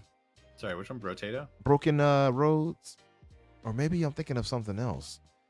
Oh, you know what? I'm stupid. I'm thinking of Broken Sword. Oh. Yeah, that makes sense. Yeah, this is an entirely different game. Oops. It says the average number of players in the last, and this is from an AI thing apparently that's been like scraping data, but apparently in the last month, the last 30 days, the average players has been 44,000, like at any given time, and the peak players has been 128,000. Yeah. Okay. All right. They're hanging on. With Lost Records, like you mentioned, Bloom and Rage is obviously we know it's a narrative action or excuse me, adventure game. Yeah. The fictional this is town. just continuing this. Yeah. Honestly, I think Don't Nod would be a really good pickup for someone like for Xbox. Yeah. This is exactly the kind of game that fits really well into a game. Honestly, the episodic game format really only works in a subscription service like this, I think. Yeah. I agree if you're with buying that. every episode individually, no thank you. Although this one is just one lump sum to my knowledge, I think. Yeah. It'll probably still be broken up episodically, but like as one package. Yeah. Yeah. I agree with that. But I think it'd be a really good pickup for them. And it's a super small team. I'd be down for it. I'm in. But it continues that partnership because they also did Tell Me Why, which was a really great game that they had come out pretty close to the launch of the new Series X. And they also did Banishers. Banishers Ghost of New Eden or whatever. Oh yeah, I still have to try that. Yeah. Yeah. This game on screen right here was pretty creepy. It made me uncomfortable, and I don't really understand why. Yeah, it was very odd. I didn't really get what was going on. These creepy games are just not really for me. Like I like horror games well enough. I play quite a few of them. This is like a subgenre of like feels like a copy pasta in a way that I'm not really interested in. Yeah, I kind of get that point. Yep. And look at their phone. What's that creepy cat thing? Okay. Yeah. I don't know if this is a rat monkey thing. What the hell? This dude eyeballs missing. I would happily watch like a streamer play this, but I would not play it myself. Yeah, it doesn't look like something I would want to play. Very creepy and unsettling, but yeah, Symptom. Yeah, Symptom 100. Not bad, whatever. Yeah, Symptom. So one of the games I would say that caught my eye was Tales of Iron 2. Was it Whiskers of Winter? And it's like this it's an action RPG, but it's got like this how do I describe it? It's like not a cartoon, it's like a picture drawn style of a game where the animation isn't super like detailed or anything like that. And there's your game right there. There's my bird. It reminds me of like Castle Crashers meets Darkest Dungeon meets Redwall. Yeah, that's what I would say. Hey, Castle Crashers is that's a good one because they very limited animation style. Yeah, that works for it. Yeah, it definitely looks like that. And actually, I love adventure games, so that would fit directly into it. I think that and what was the other one? Aster, Blade of the Monolith, like you pointed out. Yeah. That 33 Immortals, 33 Immortals, Blade of the Monolith, Aster, Blade of the Monolith. And I am excited for the Don't Nod game as well, because I know they're going to do some good stuff. It'll be good. And it'll be a quick play. Like I think Tell Me Why was like a one sitting type game. This is probably going to be about that same length. Yeah. Yeah. So, that's just a nice little thing. Those and like Tales of Iron 2, those were the ones that stood out to me the most. Yeah. You know one that was really weird though? It's just called what was it? Promise Mascot Agency. Where I saw the thumbnail for that. Because I didn't I didn't remember it, so I've been scrolling through the thing of it. I don't remember them showing this. And I don't even remember seeing this in the showcase. Is the craziest thing. It was very weird. It was like he's talking to what looked like some type of potato or something, but it was a mascot. It looks very weird, but the dude himself looks pretty cool. He looks like a Yakuza or something like that. He's got the classic, tattoos on the arms popping out, showing the white jean or slacks and black shirt tucked.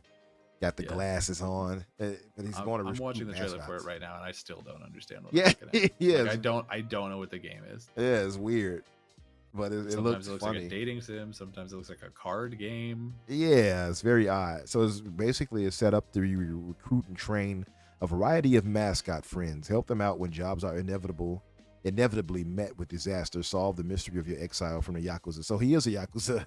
There you go. Nice. Help Pinky work through her many anger issues. Upgrade your cute K truck with turbo and wings. Shoot Pinky like a freaking missile. What? Yeah, this is very odd. I don't know what's going on in this game. It's just, yeah, even the description is like, what's going on in this game? But I thought I understood where this was going, and then they said, "Put wings on your truck and shoot your friend like a cannonball." And I was like, Right. "Dude, bro, you good?" Yeah, it's very odd. Guys in the chat, if you all have not done so, hit the like button. What were you guys excited about? I see a little Guitar Hero-esque in this game here. These 8-bit style games are making a good, solid comeback, I see. Yeah, there was another one that I almost put as like one that I was excited for, the Keyloader, the like cyberpunk Oh. looking one. Yeah, Keyloader looks pretty good. I agree with I that. like the art style of it in the like when they're showing, I guess, what are cutscenes, but then you see the actual game, the actual gameplay, and the fights look. I just am not interested in it anymore. You know what I mean? Like, is I it fall off Keyloader at or that point. Key Locker? I think it's Keyloader. The Keyloader? Key Locker. No, you're right. Yeah, that one looks actually pretty good. That's a turn-based. Yeah. That's the turn-based RPG right there. If Right. I didn't have such a That was the one endless backlog. That was the one that just showed on the screen a second ago. The one that Yeah. was Key Locker is that. So that looks really interesting right there. Actually, that's got that old school kind of style. It reminds me a lot of, and I don't know why, because it doesn't really look like it, but for some reason, just the combination of the music and the art style reminds me of what was it? Sharp FE. It was like the final Fire Emblem Persona crossover game that was on Switch. Do you remember that? I can't really remember that one. It's like Final Fantasy. No, I don't remember. But it reminds me of that. Yeah. Okay. If anyone in the chat knows what I'm talking about, you'll be like, "Whoa!" And we can be the two people that remember that game existed. Complete his mission. Thank you. Complete his story. Yeah. If you also remember that game existed, you're the chosen one, and you have to save the world now. Good luck. There you go. It's all on you. What's up, Doovie? Yeah. I don't know, guys. Did you have any things that excited you all in the ID at Xbox showcase? I don't know if any of you all actually probably entertained it or watched it, but if you did, give us a shout of what games caught you. And we'll move to this last one because it's getting that time and I do have to get going. And we're over by 14 minutes. So let me... This one should be pretty fast, though. Yeah, this will be Starfield pretty quick. stuff. Yeah. So let me switch one more time. Give me a second.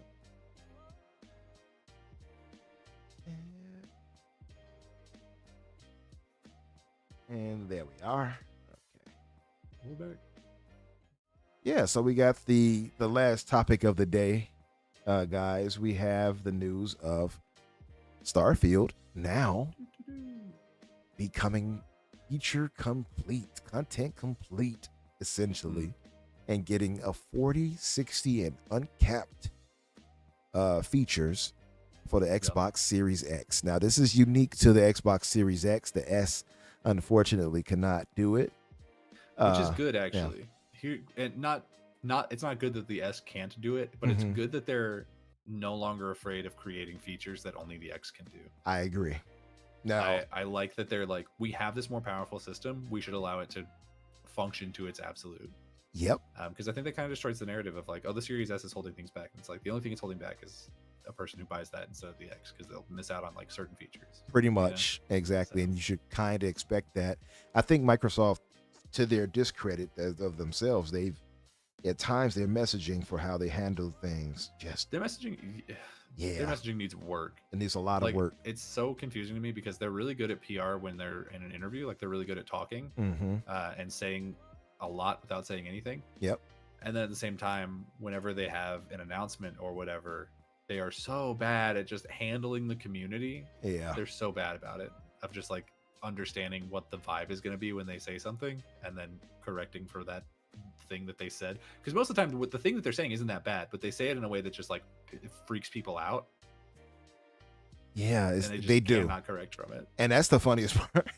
You're right, because they'll say things like, yeah, we'll talk, but then we're going to terrify the entire audience we have when we do. Hey guys, I know you're all scared because you think the Xbox is going to die, but hey, we'll talk to you again about it in like a month. So feel free to spend this next month speculating wildly online and getting into 24-hour long Twitter Spaces calls about how you're going to throw your Xbox in a ravine. Right. Yeah, they're bad at that in particular. And so part of this messaging issue is that they were like, oh, well, we got to treat it the parity with the Xbox Series S and X.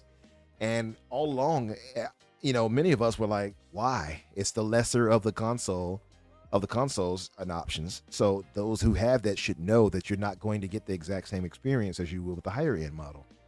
But no, we got to have the parity, and that should not have ever been their goal, or at least not their goal, but their mission statement should not have been to hinder one experience for the other. So them doing this way, I agree with you 100%. So this right here, this is the largest update since the launch. This is happening May 15th. There's a lot going on this month right here. So they have updated surface maps.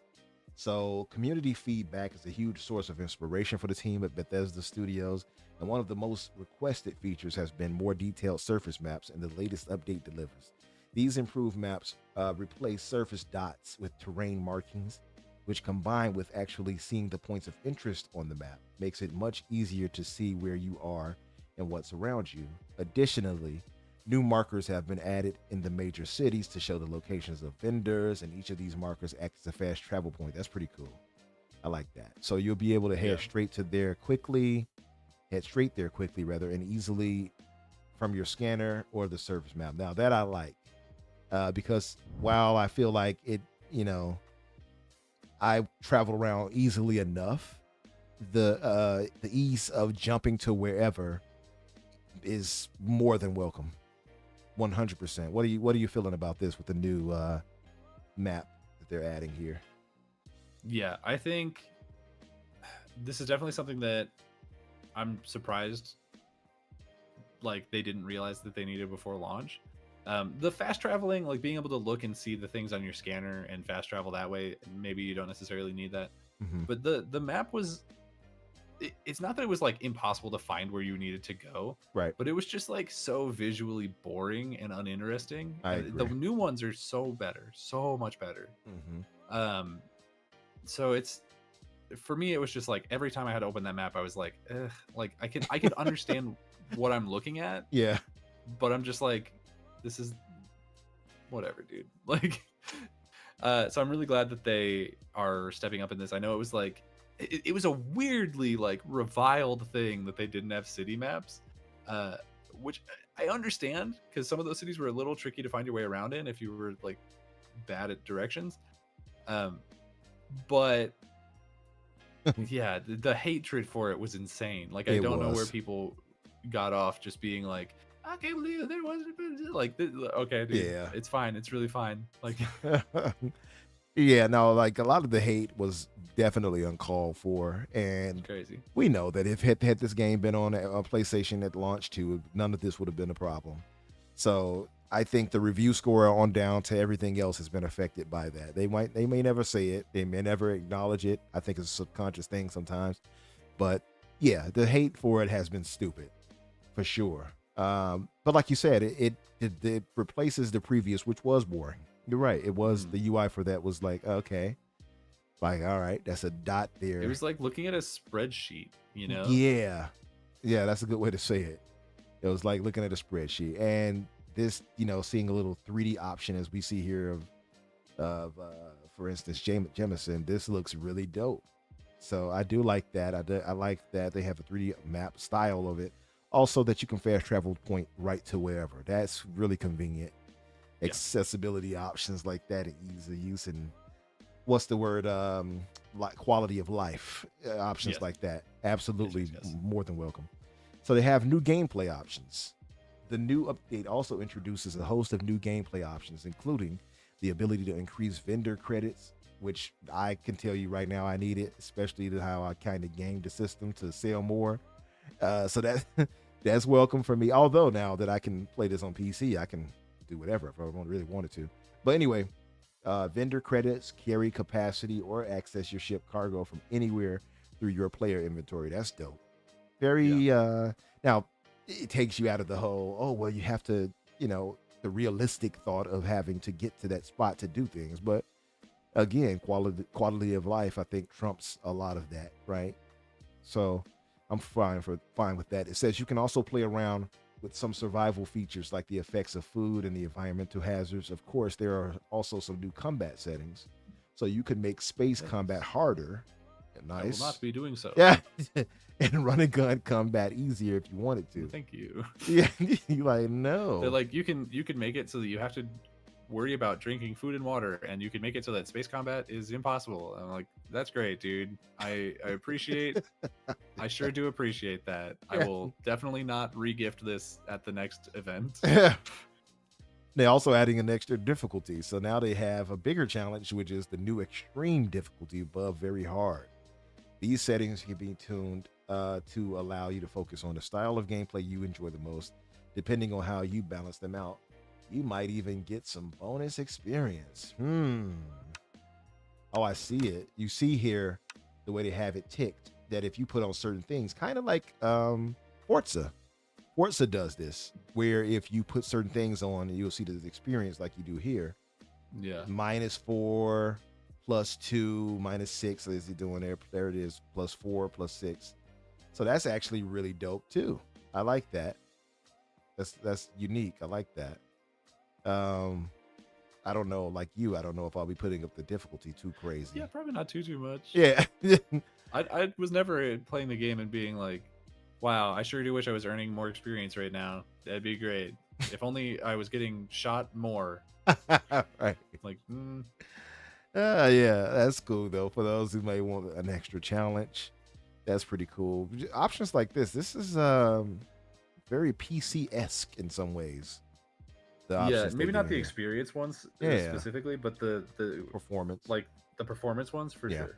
Yeah, I like that. So they have new ship interior customization tools, which is good because I thought they didn't do the greatest of jobs when it comes to this. And I would say base building. I thought it was kind of lackluster. Honestly, I thought they could have done a better job with those too. Yeah. I really wish that when you were building the ship, that you could see inside it. Yeah, that would even be if dope. it was just a thing where you could like pop the roof off of it, so you could see like where the halves were and how they were connecting. That was always really annoying to me when I was trying to build one, and I eventually just gave up building my own ship and just bought a pre-built one and then added stuff to it. Yeah, that I agree with you there. I agree with you that actually. Yeah, that makes actually a lot of sense. That would be dope if because I remember making one where I thought I was doing such an elaborate job, and then it was like, oh, you can't connect this hab to this one, and it's like I would love to be able to see how it's looking in the inside to be able to properly set up my interior. So I know I agree with you there. But with this customization tool, your ship is your home. The latest update takes that to a new level by expanding the amount of interior customizations you can do in your ship. Now the system is now very similar to how you decorate your outposts.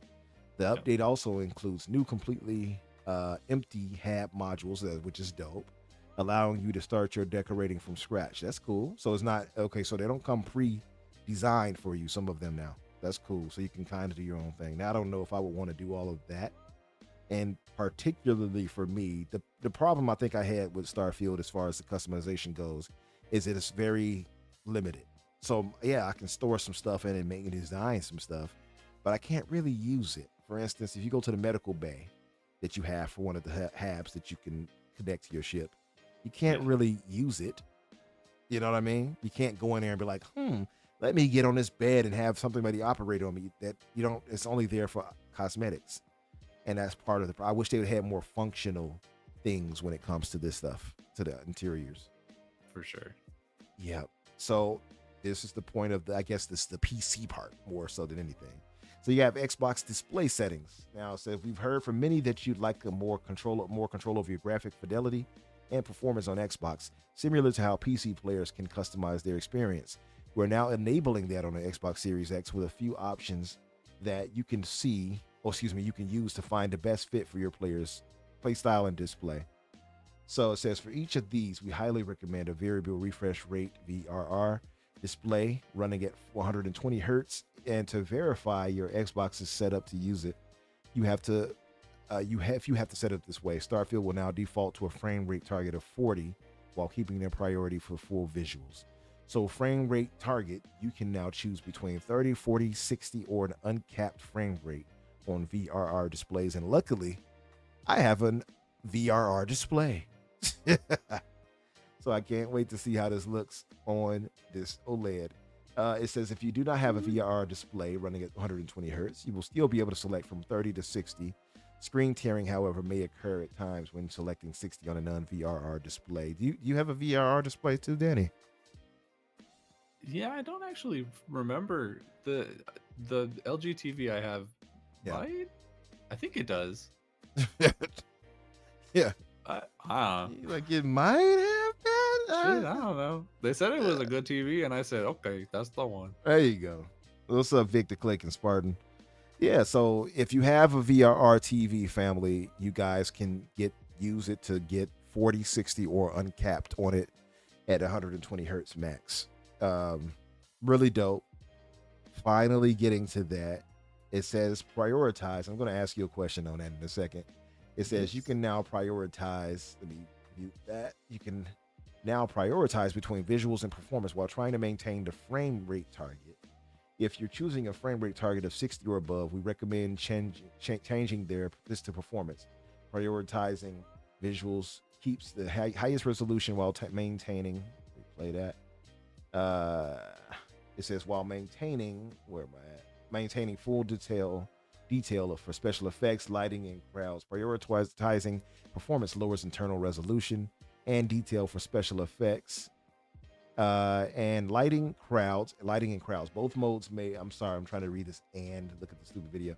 Both modes may adjust internal resolution dynamically when scenes or action get heavier as well. When switching between modes, you will see the lighting change briefly as the system catches up to the new mode. Really cool. So this is what I would ask you, and I want to get you guys' thoughts in the chat because that was a bit of contention on it. Our brother Loke, shout out to Loke, who was one half of the podcast with Ham Solo, our brother Ham. Yeah. He posted a poll and he asked, was the game unfinished technically or incomplete? And I would venture to say, yes, it was. Now, I'm not saying that to down Starfield, but yeah. I think it's kind of fair to say it wasn't fully complete if before the thought was, well, it was a creative decision that we can only give you 30. Now it's like, here's 60. I never really bought that as like the creative decision. It wasn't a decision for like, we want it to look 30 frames a second. I think it was more like, if we want it to be more frames a second, then we're going to have to delay it again. And so we've made the creative decision to not delay it again. I think that's more likely what the reality is. Right. I don't know that I would go so far as to say it's not finished, because a lot of this stuff, I mean, as far as the like visual and performance mode or like going up to 60 frames a second or whatever, it's like that is a thing that we get later on a lot of games.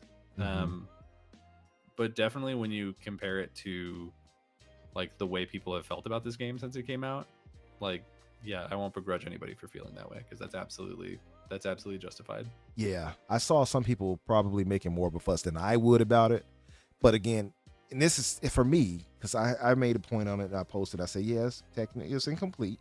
And I'm going off the technical aspect of that because, yeah, you said that we can only be limited to 30. It was a creative decision.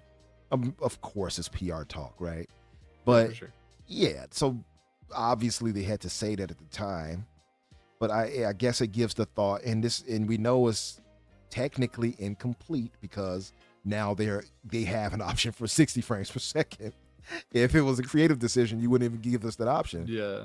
So we decided to not do that creative decision we did. Exactly.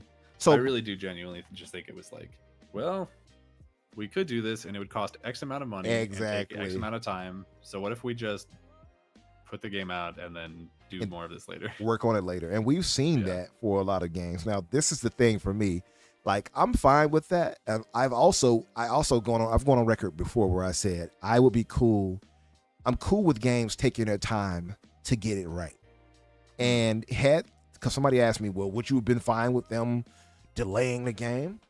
Before a year maybe ago, the year ago me would have been like, no, give me the game now. Because that's how I felt about Halo Infinite. Then I felt regretful after the fact, like, damn, maybe we shouldn't been rushing them, let them get more time. So I feel like, yeah, they feel like they're confident enough to put the game out. I'm not going to tell them, no, take more time to get more right. If you feel confident enough, and at a time you have to put the game out, you can't keep holding it, right? So if they feel confident enough, sure.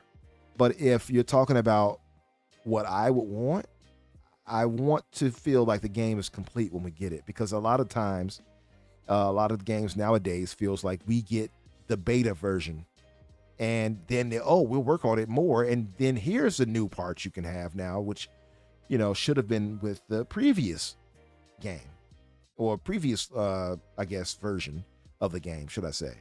So that's my only point of contention, is that it feels like we are beta testing these until we get the full experience. And I don't know if I'm alone in that, but that's kind of the feeling I get. That said, I mean, it is a blessing. I mean, listen, this is a positive, so I don't want anybody to take away from what I'm saying here to take like, oh, you're being negative about this. No, I'm happy that they're doing this. I definitely cannot wait to jump back in. I still have some achievements to get off this, so I'm going to jump back into it. This is perfect, actually, for me, because it's so much to play that I was like, okay, Starfield, you've been pushed to the wayside. I've put in, 400 some odd hours into you already. Yeah. Like, I was going to say, you were playing this game pretty heavy. Yeah, so it's not like I need to play it again, but now with Shattered Dimensions coming up and also Shattered Space, not Shattered Dimension. Shattered Dimension is, I think, Spider-Man. Shattered Space coming up. And also this new edition of 60. Could be. Yeah, right. Maybe we'll see Spider-Man swing through. You go through the internet, Spider-Man's like, whoa, I'm going to do my own thing. Right. But yeah, I think them having this timed with what they'll have in the fall with us for Shattered Space is a major W. I think Bobby Hawk asked earlier, will we get it free with DLC? You actually do. If you bought the deluxe edition or whatever it was, I forgot the name of it. You get the DLC free. You get the Shattered Space that comes with it. So honestly, I don't remember if I did that at this point. Yeah. No idea. That money is gone. Did you buy the edition that lets you play the game a little early? I don't remember. Oh, okay. I think so. If you did that, then you got it. Yeah. Yeah, I don't remember. Yeah. I'll look at it. Yeah. If you guys bought the edition of Starfield that allows you, well, it was only $40, so but it allowed you early access. Technically, early access. It wasn't really early. That's the real release date. But early access of the game, it will give you the DLC later once it launches. I remember. Now, I don't know if this is what he was asking, but yeah, all of this update stuff, like the frame rate and all that is free. That's not part of the DLC. That's just a free thing that's coming out alongside it. Mm-hmm. Yeah, it's kind of like the Cyberpunk thing, but not as severe. Exactly. Oh, he says, yeah, Spartan, for instance, has the Watch Edition. You definitely get in the DLC. Oh yeah. Yeah. You got the it's most in the watch. premium. Crack it open. There's code in there. Right. Break the glass. It was there all along, Spartan. Actually, if you mail me the watch, then send it on I'll through. send you a code. He's like, I still haven't gotten my code. You're waiting for Shattered Space to come out. Here it is. Got a Wendy's gift card for you. Yeah, Bobby, he's asking. He says because the giveaway Persona 3 Reloaded free DLC. Oh, because I think he meant to say. Yeah, for Persona 3, is not every game does it that way. Persona 3 is doing it that way, Bobby, and for Starfield here, they're doing it if you bought the specific edition. So yeah, you'll get it through Game Pass automatically if you bought that specific edition. Yeah. So Bushido says the watch went on sale for this week for $230. little too rich for my blood, but Yeah, so if you could mail me one of them, yeah, that'd be great. I got yeah. a stack of Whataburger coupons that I can send you in exchange. I can send you a Potbelly coupon to let you get a free sandwich. Yeah, Spartan. there's a Potbelly like right next to my work. Oh, and nice. It is so good. I love me some Potbellies, man. Speaking of which, I got those coupons for real. I'm actually going to cash that in. Anyway. Hell yeah. Man, let's get out of here, man. Listen, I want to thank you all for being here with us, holding us down. There are a ton of content creators going live on this day, the Lord's Day, Thursday, Thor's Day to be exact. So we thank you guys 100%. We respect and love that you guys would deem to give us any of your time. That said, we will sign out of here now and get going. Danny, tell the good folks where they can find you and what will you be up to. You can find me on Twitter at Daniel J. McG or at my YouTube channel, Daniel McG. Or if you can find me on a public server in Fallout 76, I will hang out with you and we can do some questing maybe. I don't want to set the world on fire. I'm spending too much time in that game, honestly. Nice. So yeah, you guys come through. What if it'd be nice if maybe you pop up and find Phil Spencer playing? He plays it a lot. Oh yeah? You might run into him. Yeah. He'd probably kill me and steal my stuff. What if he did? He griefs you. That'd be funny. And he kills you, he goes, oops, and then he sends you a $15 Xbox gift card. Thanks, Theo. He's like, oopsie. No, I didn't mean it. he's gonna purposely murder you. But like, what if he says like some stuff you expect somebody in Call of Duty to say? Take that. Oh my god. All right, kill you. Take that bitch, and then keep running or something. Right, Phil, is that you? Phil, what the hell? I can't believe it. No, but yeah.